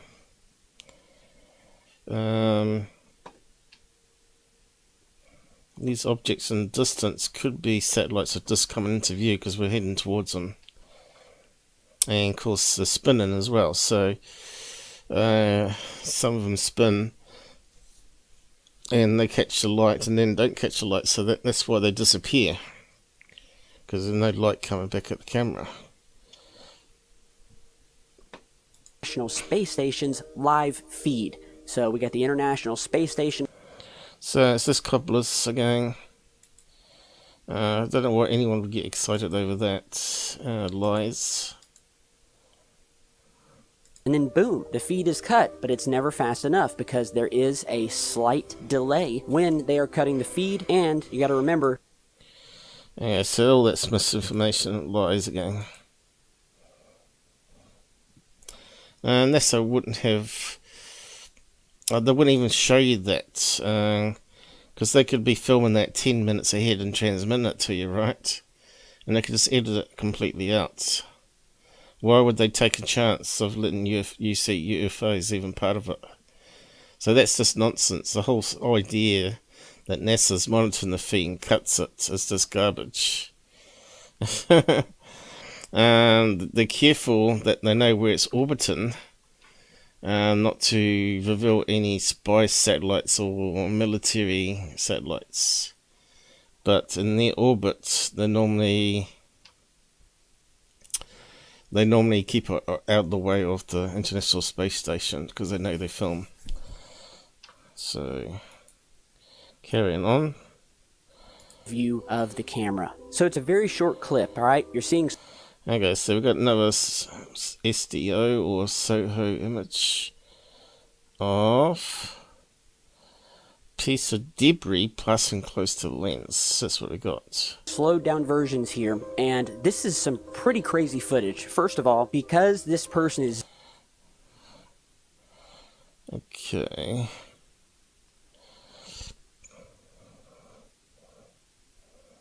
So we don't have to muck around with it, because normally you would have a far away shot of the solar thing happening, the flare. Zoomed in so. And that doesn't look like it's changing, does it? Close to the sun to where we're only seeing barely a quarter of it. That if this were a satellite. So, I don't know, it looks like it's being filmed for a TV screen or something. Or a plane passing by in our atmosphere or an Earth orbit, because of the zoom level. Doesn't look right.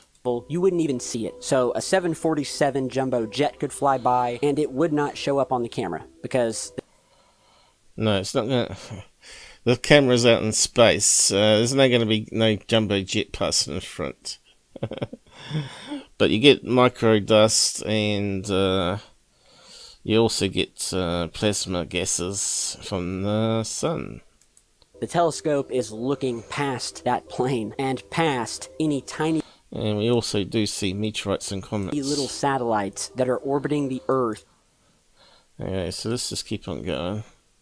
So that's just nonsense. Photographs, countless photos and video footage of this very thing, and you're seeing that here. And so these are official telescopic images with a filter showing just how massive the sun is compared to the space station.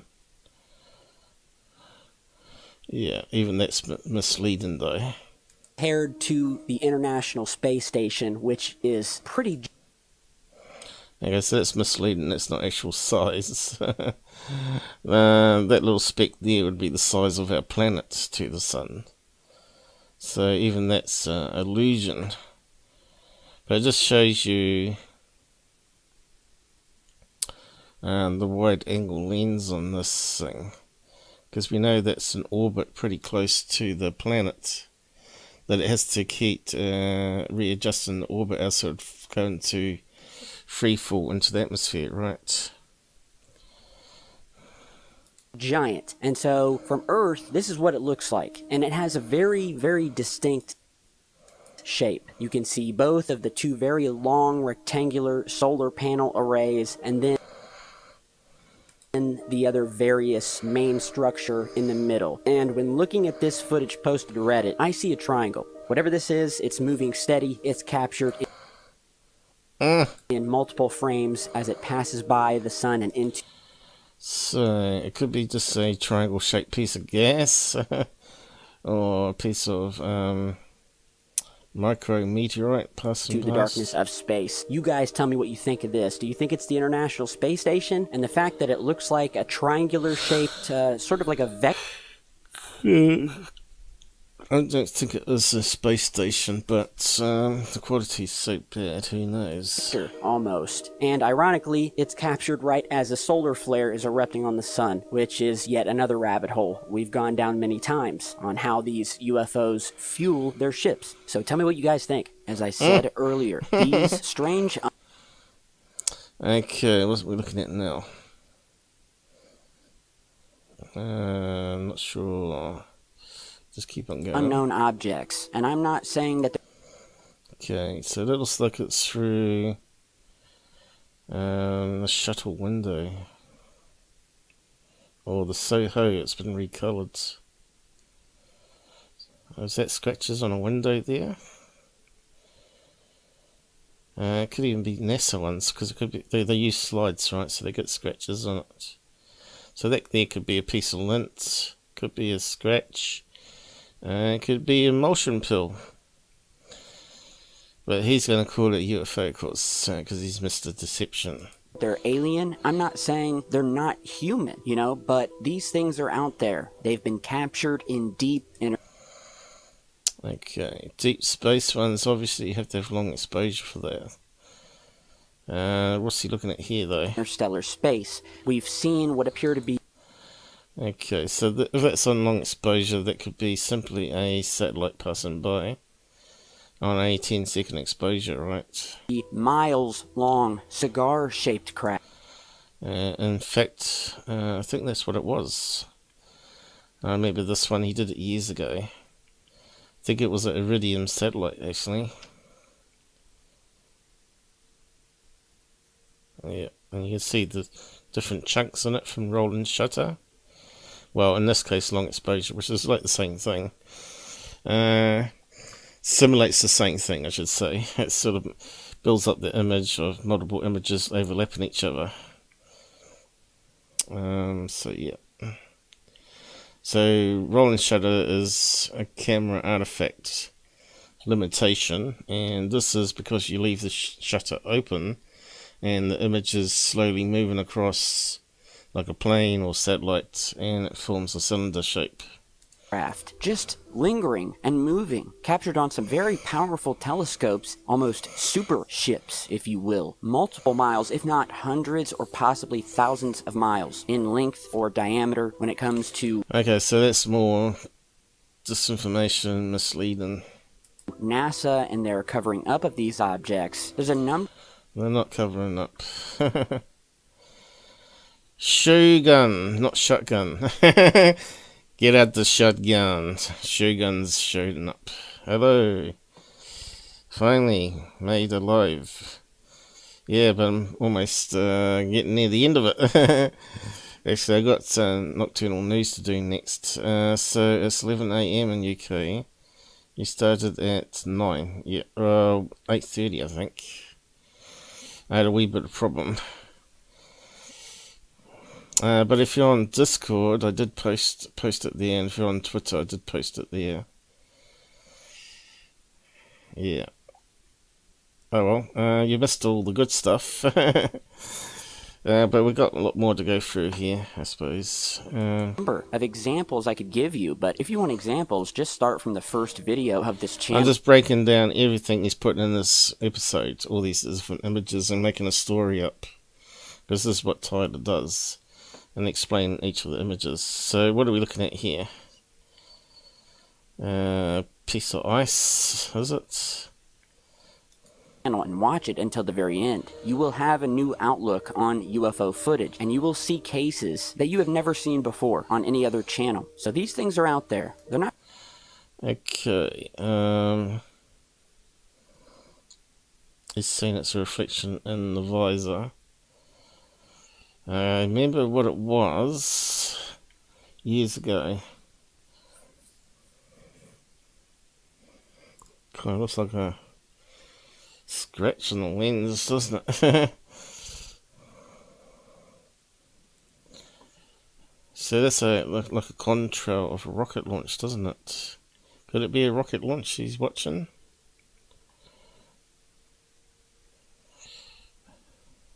Russian rocket launch. It's hard to know. You got all this here, all this gadget stuff that reflects the sun. You can see the sun's here. It's more likely to be something on his suit that's reflecting off, and it's sort of bending. So what could it be? Have we got any triangle bits on the suit there? What's that bit there? Looks like that, doesn't it? What's that there? Looks like some sort of clip. Goes into a triangle shape, and if you mirror it that way, and the sun, you can see the sun's reflecting off it, coming off this way. So the sun's reflecting that side onto there. So that's what it is, I think. I could be wrong. Not just in our skies, they're out in space. I love this photo here. This was taken. Did I put that up there before? Let me just have a look at your comments. Oh, watch back. Bloody Tyler lies. Yeah, just gotta keep on exposing it, I guess, until enough people finally discover my channel and watch along. So what we got here? So we got a faraway shot of planet Earth, and he's picked up a little speck. And can we see any stars? Well, that sort of looks like a star there, doesn't it? They said because they didn't have the right exposure, you'd be very lucky to see stars, but I think I did actually amp that one up and actually did see some stars in it. Anyway, so he's saying it's there, and that to me just looks like a piece of lint or scratch on the glass slide where they've run it through and converted it to a digital from a glass slide, because that's what they used. And what's he trying to say? That's a space station? It does look like a hair though, doesn't it? Could even be a scratch. And the immersion pill goes blue, doesn't it? It has sort of a blue colour in it. Keep on going. Taken during the Apollo 10 mission. Just another example to throw out there to you guys, because it's, you know, it's a very ominous image. So we went to the moon, right? And when we did that, we went to the moon multiple times, and those were called the Apollo missions. Now, before we actually went to the moon, we did some trial runs. We had Apollo 8, Apollo 9, Apollo 10, and this photograph was snapped during Apollo 10, as the astronauts are out in space near planet Earth. We get this partial view of the Earth, half of it in shadow, and what was noticed, and I've posted this before, but this photograph was taken back in the 1960s, and encircled in red here is an unknown object that looks very, like I said, ominous, trucking alongside the Apollo 10. So it could be just obviously here or a scratch on the slide.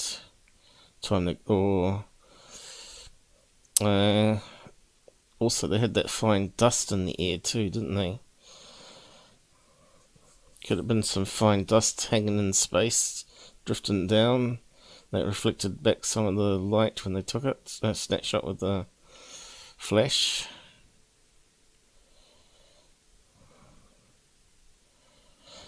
So to know. But UFO aliens, I don't think so. Did you analyze of the Queen's Parade, the orb that flew over the red? Yeah, I did that a few live shows back. Was it real footage? Yeah, it was real footage. But there was some debate whether the object was stationary or moving. And I believe it was just simply a bird, because there was other birds that was saying sort of whiteness, but also a bit closer to the camera. that looks very similar.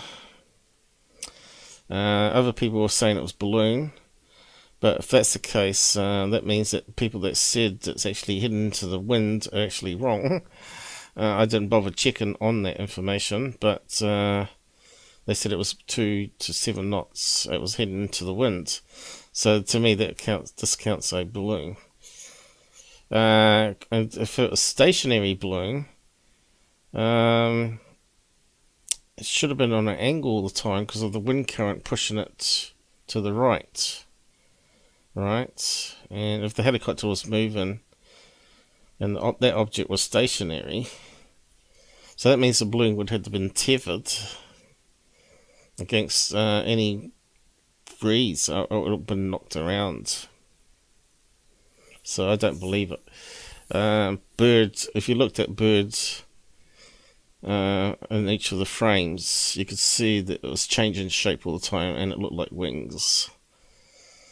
The only way I would believe that was stationary if it happened to be like a bit of plastic bag, shopping bag, like caught in a vortex wind and it was spinning around in the same spot.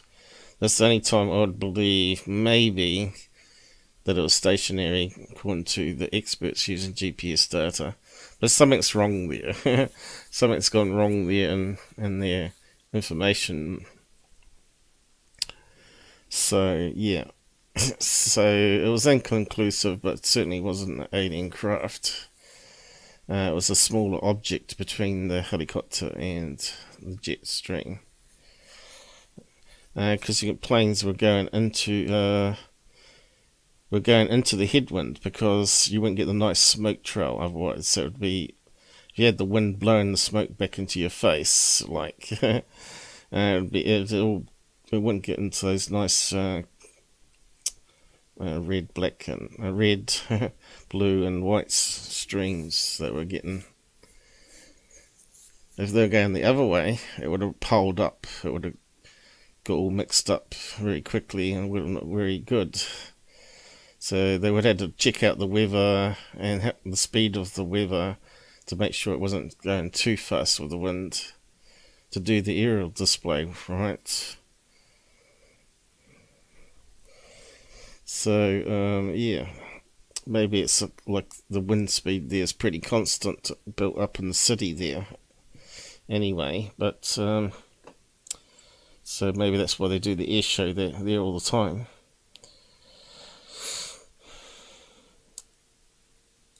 Capsule, and the astronauts of the various Apollo missions have in later years, and sadly a lot of these guys are gone now, but they plainly said that they witnessed unidentified objects following. Yeah, we looked into that and we couldn't find much information whether that was. It wasn't them saying it though. It was meant to be like a ham radio guy said he captured it. Them talking about it like things lined up on the edge of the crater. So that, I don't know, could easily be fabricated and be a lie because it didn't come from NASA. But they did admit seeing things in space, but we did go over that. And what's that guy's name? Not Cooper. Cooper said he saw UFOs though, but not in space, in the Earth's atmosphere. But Buzz said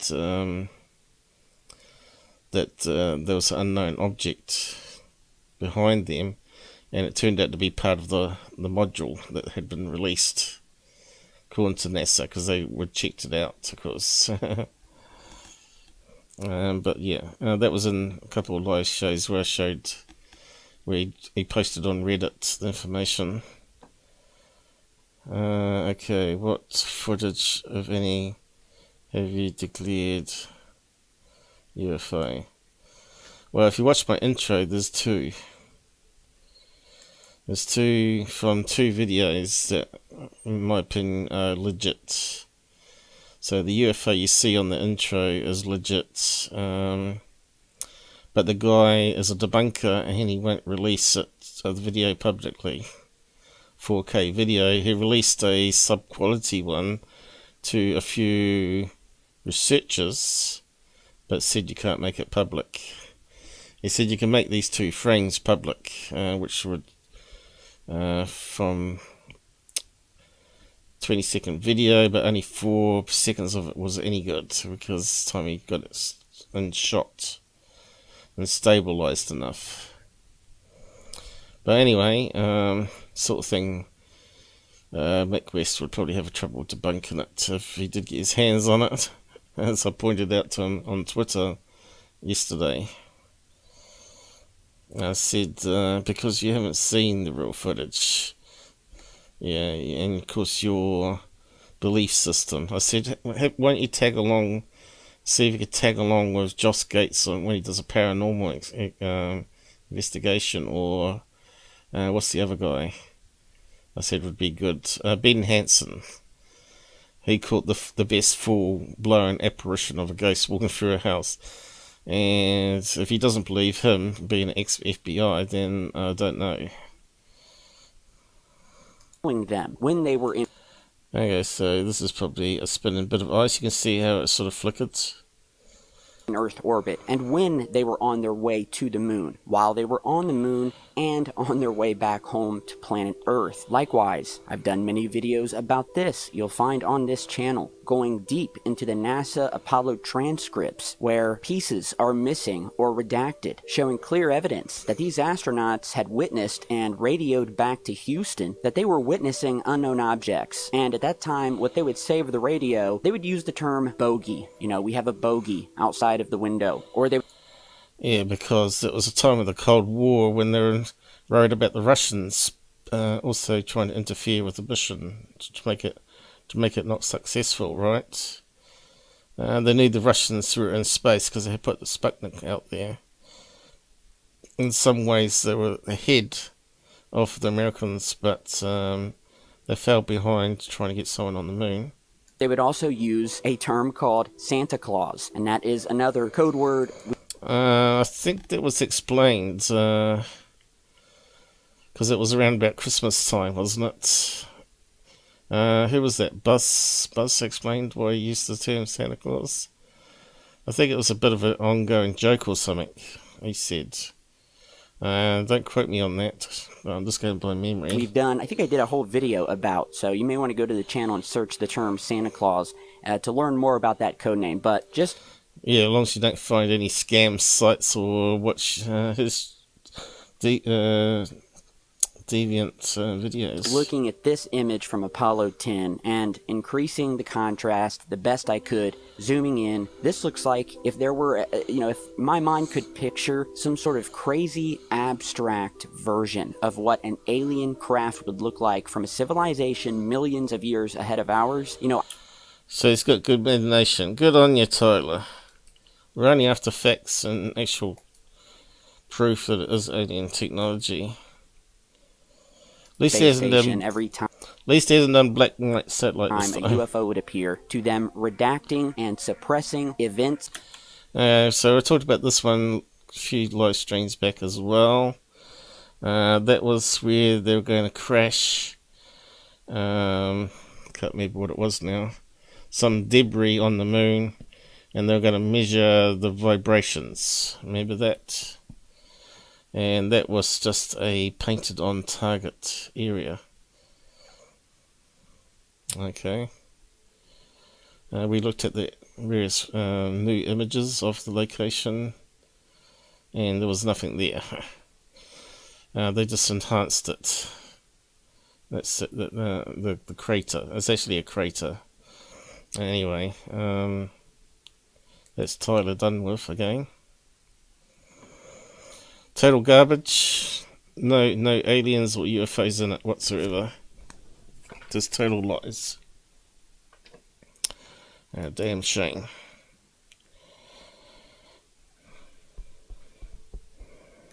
Okay, so lastly we'll just look at nocturnal news. I think I've been going a fair time now. I need to go to the toilet actually. 2 hours and a half. Actually, I might just go to the toilet now, and I'll be back in a minute. Just queue up nocturnal news. Yeah, it's a damn when you need to empty your bladder. But you're not meant to do live shows this long, I guess. So we're looking at this one here. This is Tyler's cousin, by the way. Give me a minute and I'll be back.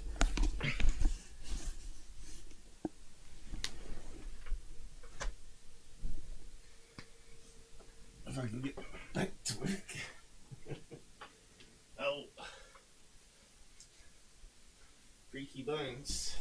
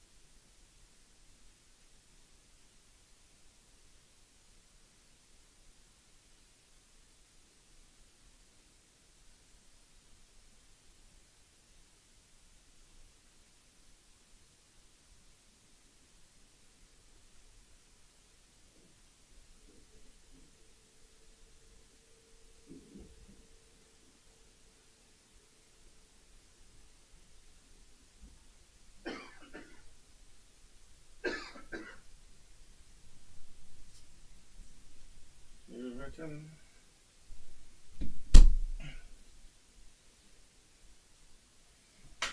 Right. Finish off this.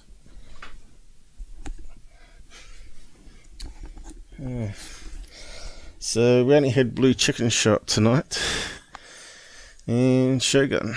It's a bit sad, isn't it?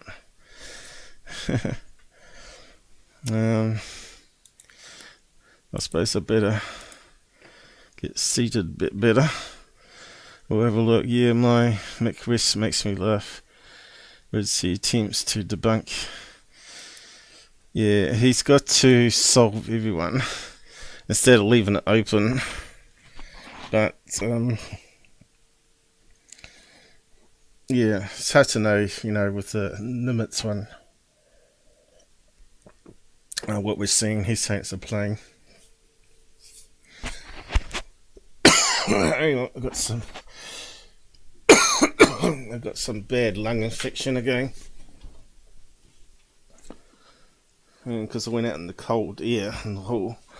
That's triggered it again.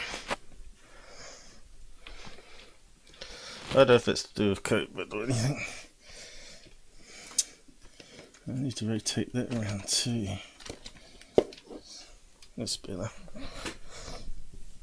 I'm really trying to get comfy again. It's a bit hard. I need to rearrange the pillows again. Alright, try that. Ooh, puffy now.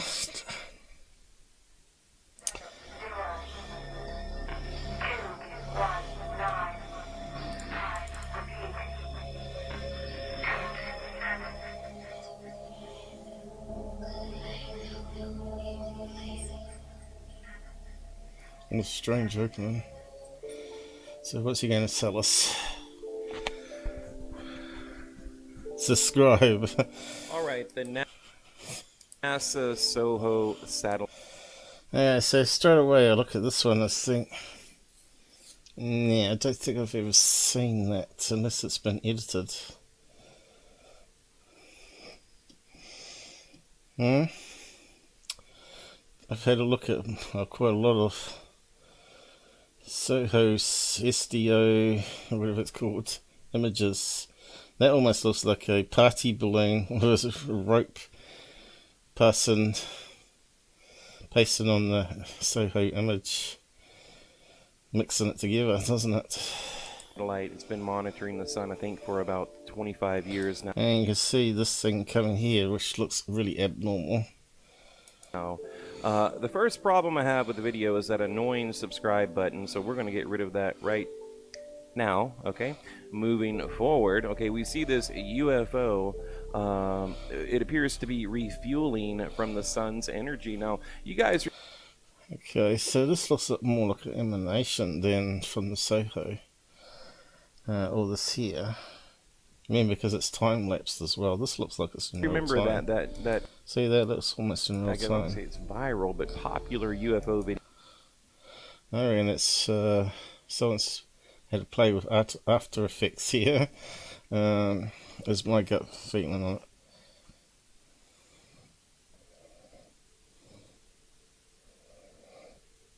it. Be good if you could declare the ones he couldn't debunk. He won't actually say can't debunk it. It'll leave it down to possibilities, bird or balloon only, but not alien craft. He never has alien craft on the list, even though he says he does. Yeah, it's a wee bit too hard to debunk and stuff. He's actually really closed off. He reckons he's not, but he is closed off.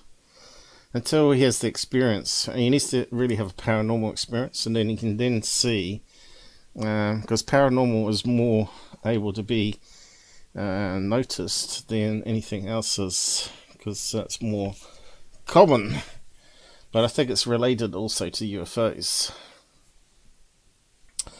Yeah, refueling on the sun nonsense, sucking off the gas, yeah.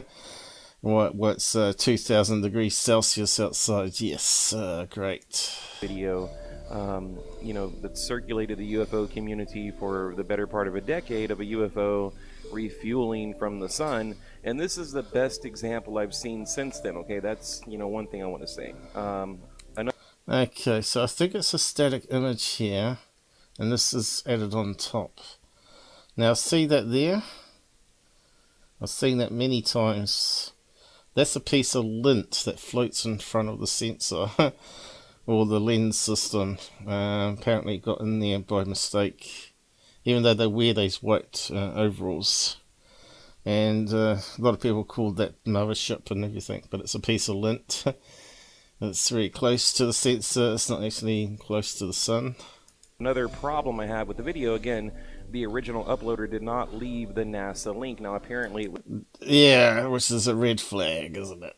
taken February 14th or 15th of 2022. But again, the original uploader was more concerned with getting you to subscribe than, you know, leaving the NASA link. So I'm going to find the original Solar Satellite NASA link so we can verify that this is real and it hasn't been manipulated in any way, you know, shape or form, because that's important, you know. So, and that's one of my pet peeves in the UFO community. See, I'll be sure this is not CGI before putting it up on the UFO channel. Unless you're going to debunk it, of course, and say this is why I don't believe it's real. But, yeah, this is sort of stuff that keeps recycling. Don't think Scott Brando does this guy, unfortunately. I tried to say that he should be checking out all his videos each time, because it's up his alley, because he does, Scott Brando likes doing the Sun ones and NASA ones. Because he can find the information, and he's got a team of people that he talks to, scientists and stuff. On YouTube is when they don't leave a link, they don't source the video. Okay, so, but I thought it was very cool, and I wanted to share it with you guys.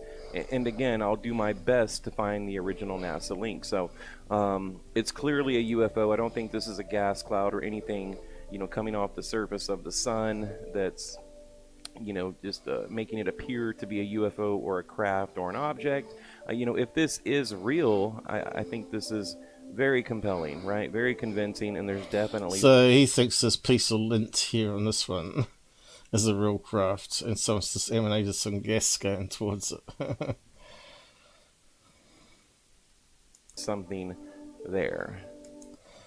You're a skeptic until I had my first sighting of cigar-shaped craft. Okay. But how can you be sure it wasn't one of those stupid solar balloons? Was it perfect straight line? did it have any bendy stuff in it? Because I pointed that out last time, where they were trying to say long exposure CGIs, where UFO mothership's shooting down laser, when it was a helicopter, and it was all bent. I don't think motherships are going to be bent. Get on to the next bit, NN. Okay, right here. Now, this video was uploaded in portrait mode, and that drives me crazy. So what I did was I blew it up to landscape mode to make it full screen.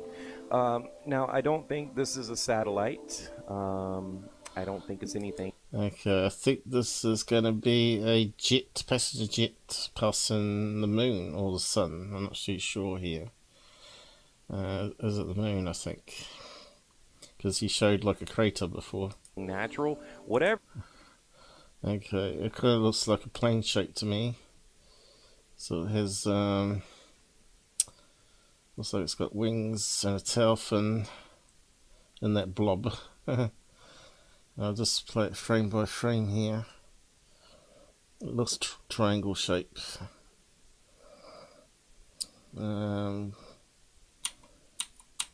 Is it moving? Yes, here we go.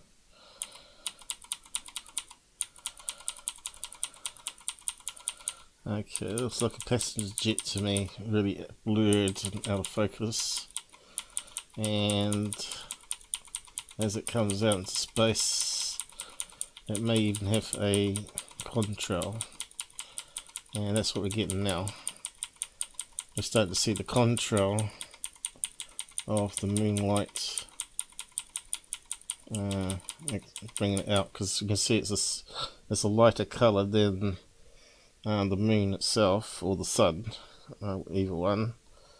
So you couldn't see it when it was passing, producing a contrail. And now you can't see the craft at all, but it's obviously a dark bit in front of that.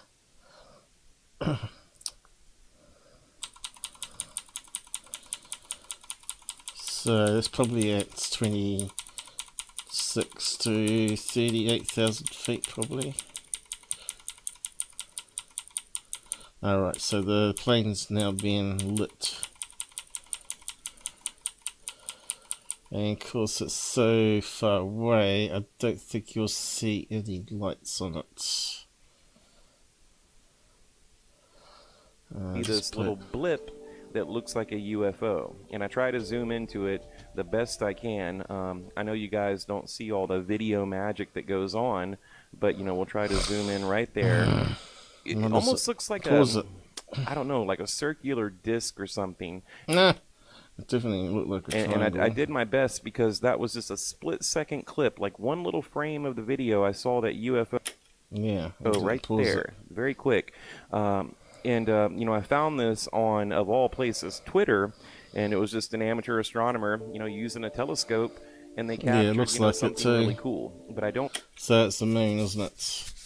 So yeah, just no app used for tracking planes. So really amateur indeed.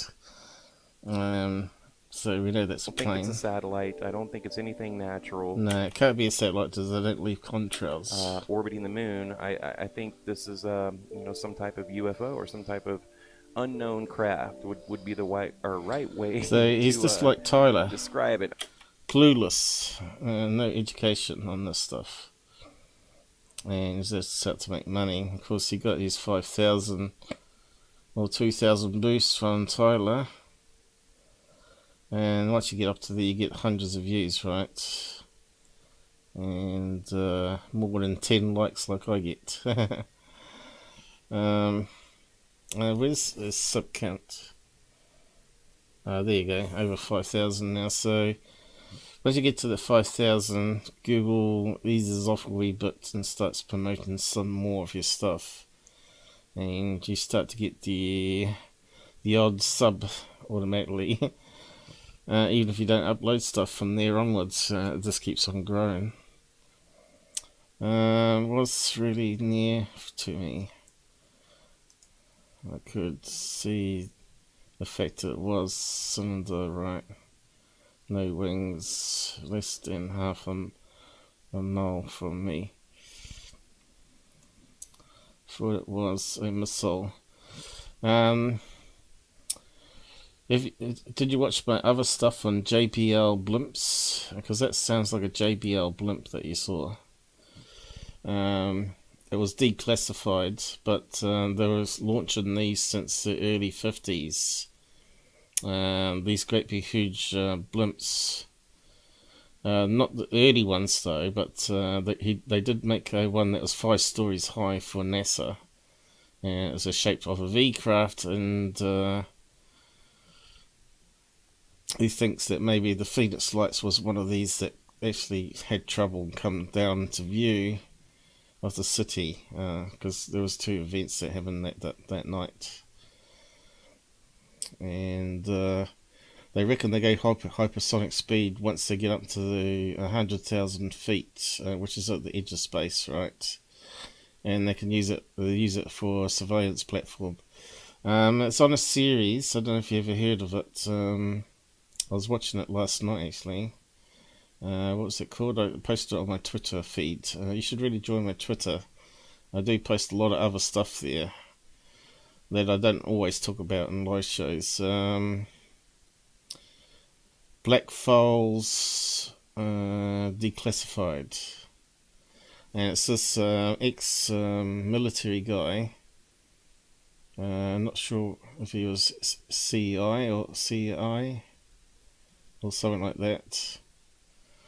But now he goes and looks into information on the black projects, and one of it was on this these V-shaped craft, which could be mistaken for the TR-3B. It's well worth watching. It's episode 4 from season 2. So go and dig it up. You might better find a free stream of it even. And see if you can see that from the side. It looks like a big cylinder, which may be what you saw. You may have seen it side on. I don't know, but have a look. Alien, what's this? Con men, alien edit took money off Tyler too. Did he? How'd you know that? Was it on a side chat? Super donation, was it? I didn't know that. I know he was Alien Edit's what I call a player. He plays the debunkers and the frauds against each other to make his own chat panel shows. He wanted me to go on there, and when I said yeah, he totally ignored me. I said yeah, but this is my terms, that I get to say what I want, and not have anyone else on at the same time. And of course that wasn't going to happen, was it? He wanted to bring on Goof on to start a fight up. So sick of that guy. Let's keep on watching. I mean, look at that. Okay, then we'll see this little blip here in a second. And again, this was like a split-second frame. I had a hard time right there. I had a hard time getting it, but I did. So anyway, up next, TR-3B video. So this is really old footage that I already looked at, right? And the woman's saying the blinking light's in the middle, but it actually isn't. And if a TR-3B is always going to fly on the side, because we know these 3 engines underneath, right? And it would have to be banking and zooming off, right, on the angle there. It'd have to be zooming away from you at super speed, right? But if you look at that there, even now, it looks like it's banking, like a conventional, which I think is a B, could be a B2 or one of those X planes. I did actually bring it up in the episode at the time and did a comparison of where the lights were. And you can see it's actually not an equilateral triangle too. We'll just skip it through. It is a Yeah, it's on its side banking, which is just like a normal wing plane, right? triangle with a red So it's not passing out. And there you can see a pulse. The red light pulse underneath there. light in the middle. See it pulsing, which is every second, which is typical of airplane. See that there? But you can see it's not an equilateral triangle when you really look at it. It's actually hidden away from us at the moment. So there it kind of looks like it's in the middle, but that's just because it's hidden away from us, and it looks like equilateral triangle at the moment. But you can see now it's sort of banking more. It is. The red light is right in the Okay, where's it gone? Okay, it's really blurry now. center of the triangle. That's I think it's just not moving fast enough unusual. to be a TR3B. That is weird. This is obviously a legit sighting because it's sort of the motion blur. It's not CGI. See that there? In the air, the sealed motion blur. At first I thought it might be one of those kites flying into the wind with the bright lights on the corner and the red light in the centre. But I think you can see it bank as it comes towards them. See, it looks longer there now, see that? Now this is where you need to zoom in. You do. And you need to keep it focused. So you can see now it's sort of banking different angle now. See, it's not side on. You can see now the light is way at the front. You can see how it's worth zooming in. Just about to see it. You can see that light now looks like it's somewhere in the middle, but between the two backlights. You can't even see the front light now because now it's leveling off. See that there? Looks like it's coming down to land. That is amazing. But we have covered this in a bit more detail and had a look at some planes and lights. No, it didn't. I took a frame still and blew it up a little bit. But that's more what I'm looking for. To me that looks like a plane coming down to land. Possibly a B-2.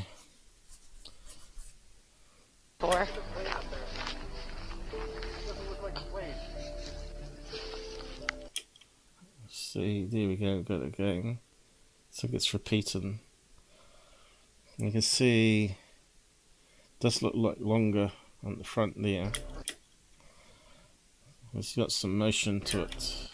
So it's sort of a rolling shutter effect. See there's a rolling shutter effect where it's sort of stretching. It is a triangle with a red light in the middle. Yeah, but if you ever look at the B2, that's a triangle too.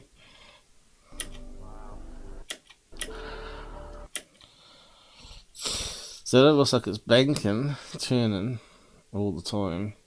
Then it heads away from them and it carries on downwards. I bet there's an Air Force base where they're filming, but we don't know the exact location. Now, if that sort of stopped in the sky and hovered, I think then we have a smoking gun.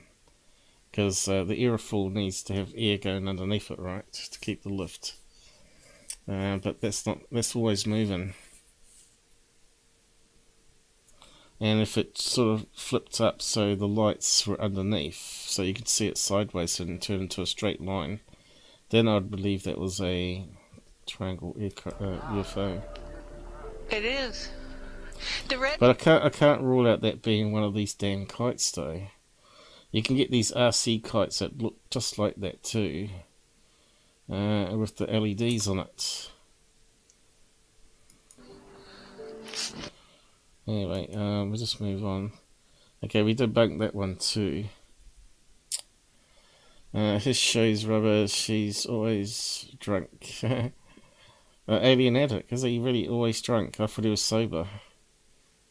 Taking rubbish with Rich. Is he drunk when he does that? Because I haven't really noticed. I wonder if he was a pot smoker though. Could be high. So he's just a talking head, right? Talking theories and attacking. Well, maybe not attacking. Dismantling people's chats like Lou, I guess. And NASA and Cobalt. Not Cobalt. Cool Bell. Who's the other one? Yeah, he spends a lot of time with Rich. It was a lot better when he stayed away from Richard. Remember, Richard had a big... Goofon had a big meltdown saying, "Oh, there he is. He's on someone else's show at the same time that he could have been on with me." And he keeps making excuses that he hasn't got time to, in the right time zones to be on my show. Remember that? I did actually get a clip of it somewhere and put it on Discord. I thought, there you go. He's going to now disown Alien Edit, but apparently he Alien Edit talked to him or something and calmed him down. And then he realised he overreacted. That's just hilarious, all the drama. He gets lots of views now, though, doesn't he? He's up there with Goofon and the ratings, right? So he gets his 1,000 views, 2,000 views easy. And he gets like 100 joining on the side chat, unlike me, where I get one person. Because everybody hates me, because I like to debunk things before calling it a UFO. It's a plane. Yeah, I think it is a plane, banking. Yep. But it definitely looks like it's got a triangle body shape to it, though, not a usual plane. Like an F-14, but I don't think it's F-14. Anyway, you got to go back to the episode where that was on. Not this one. This is the other one that's a copycat of it, sort of. Now, this one's definitely CGI because if you look, the smearing's always in the same direction. That never happens on camera. So when it's far away, the smearing's going upwards still, instead of on an angle this way, because he's walking outside and filming it at the same time too. So I forgot to mention that. That's another thing that made this one a total fake, but this guy's using it. Here, circulated again throughout the UFO. And it has this little fake little pulse little lights every so often, but the smearing is always in the same direction. And this thing here starts moving all over the place. It doesn't stay in the center. It's like the tracking. He did the tracking so bad, and it only shows up in the beginning when he's when it's small, when he's zooming into it. You notice it. Secureteam10 covered this. See here, you see it moving all over the place. I have with this particular video. Number one is the audio is different in different videos. Like on one video. Okay, so obviously he's found more copies of it where the audio's changed, and this light here in the middle keeps changing.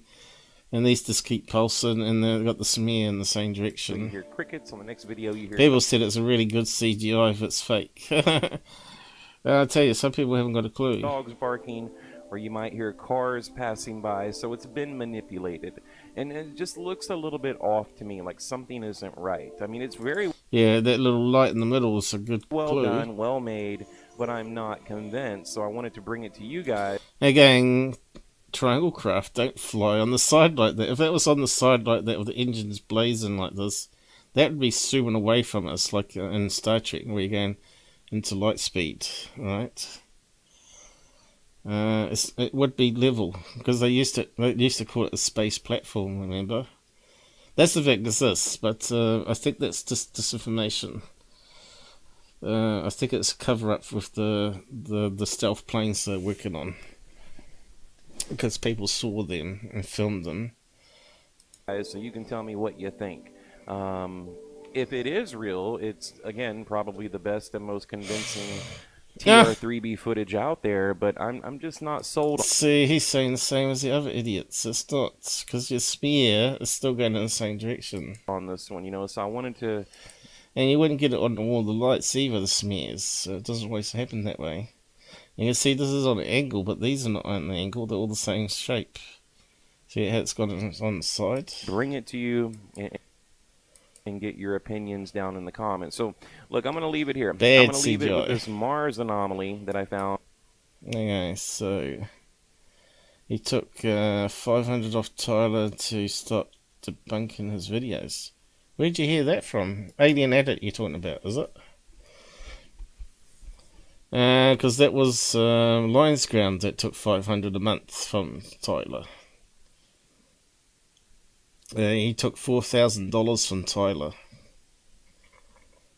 And he said he didn't know about it. I said, yeah, right. He said, oh no, I didn't actually look at all the payment processing. I just let my payment processor handle it. Yeah, but they disconnect to your PayPal account, right? So that you get the full payment, but you still pay a monthly fee for using their service, right? They wouldn't deduct it off the pay at the same time. They'd process the bank's fees and all that, and then they'd add it on after the fact. Not because it depends if it then transfers from bank to bank and all that sort of business. I think you get mixed up there, but I wouldn't be surprised if Alien Edit did take money from him. He did debunk him at some stage, didn't he? He did the pigeon one, where you couldn't see the legs of the pigeon, and it was like a bright light above the power line. He did a lot of the debunks of the Antarctica that he used to do.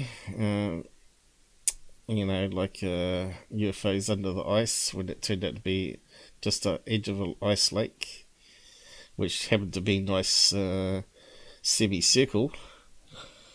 And that sort of debunks Alien Edit did do. But yeah, Lions Ground was on the take. He said he didn't know about it. I said, well, then now you know about it, you can refund them all that money. And silence. Blocked. And that's never going to happen. Because they wouldn't want dirty money. Because a lot of people at the time said he was begging from people for getting memberships, remember?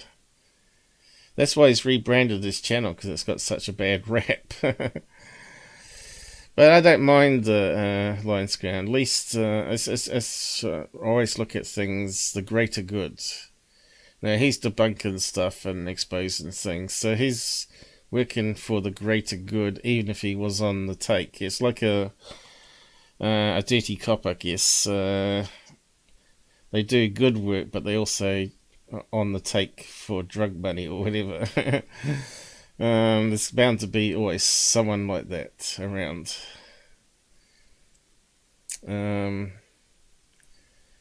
But yeah, he says I have to prove it, blah blah blah. But there's a lot of people that's come to me and said, yeah, I was seeing the emails. And of course the logo was another one. He was blackmailing Tyler to resume paying the $500 a month, or he'll carry on with the logo and the site takedown. So Tyler paid him off, and then we don't know any more about it. Tyler's still in operation, as we debunked him tonight. But he was like 2 weeks away having his account deleted, and he released it all after coming to some agreement. Nocturnal News said. Maybe Nocturnal News was throwing Tyler under the bus because he was ignoring him and wasn't promoting his channel for him. And he said, I'm sick of it, and Tyler is a liar and all this, and I've actually got the video of it. And he was out and his own cousin saying, yeah, it's everything everybody said about him. And of course the next day it was taken down again.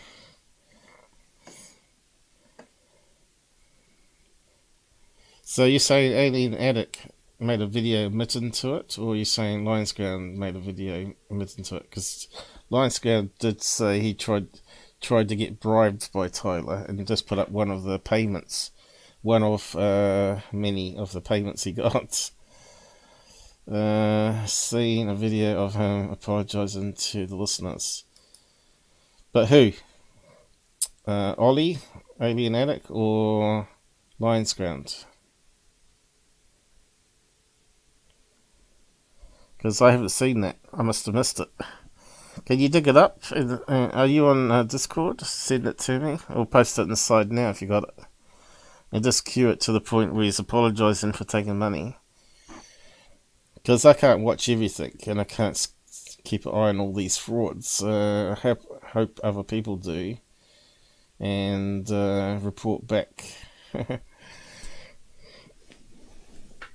So the last one he's going to look at here is these little blocks up here on the edge of a stationary camera view from the rover, is it? You see these big monolithic blocks on the surface of Mars, and it just reminded me of something. So we know that these rocks are really fragile, and they do break off into straight edges. You can see that all down the rock face here. And I'm not even sure if that's even a legit video of the Mars thing.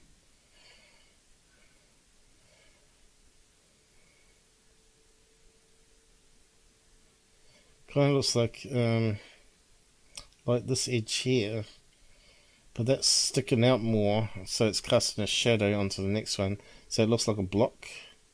But if you look at these ones, they look like blocks too, right? But yeah. Actually, where's my time thing disappeared to?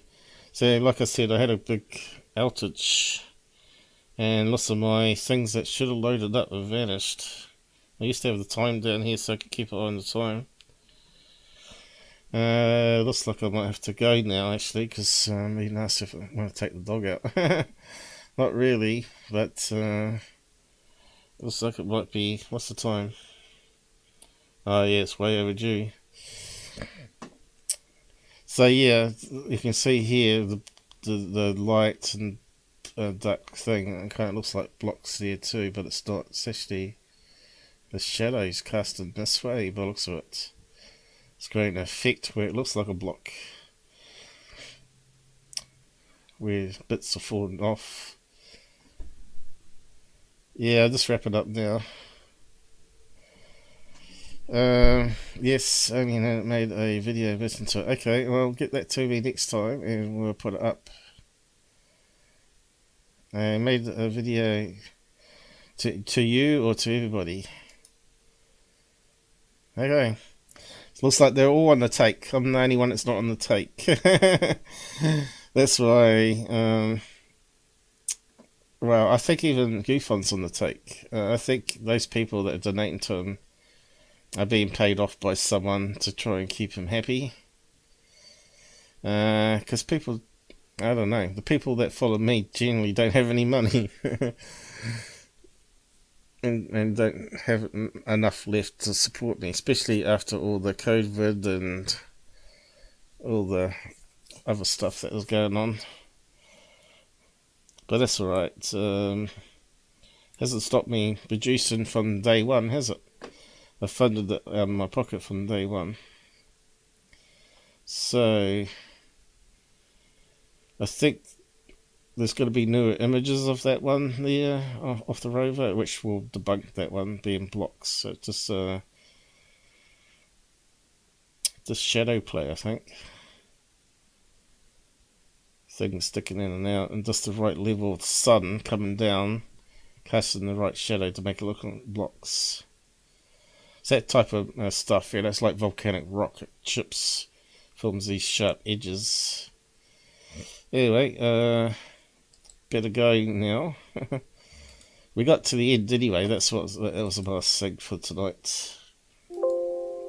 And I'll say good night and take care on the roads, people. I have a look for it. Okay, good one. I don't do anything social media, just YouTube. Well, I should just join my Discord group and just say that you only be here once a month. But as long as you post something there once a month, you won't get deleted. I post it when I find it addressing the bribing. Okay, cool one. Well, take care, guys, and I'll catch you again after all the carpet laying's down. I'm hoping to get back into the sky watching, but the weather's been really crap lately. There we go. Is it coming up? Looking good.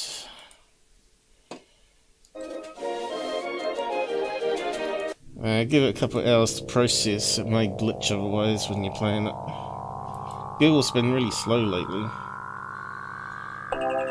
The worst I've had is 16 hours to process a video.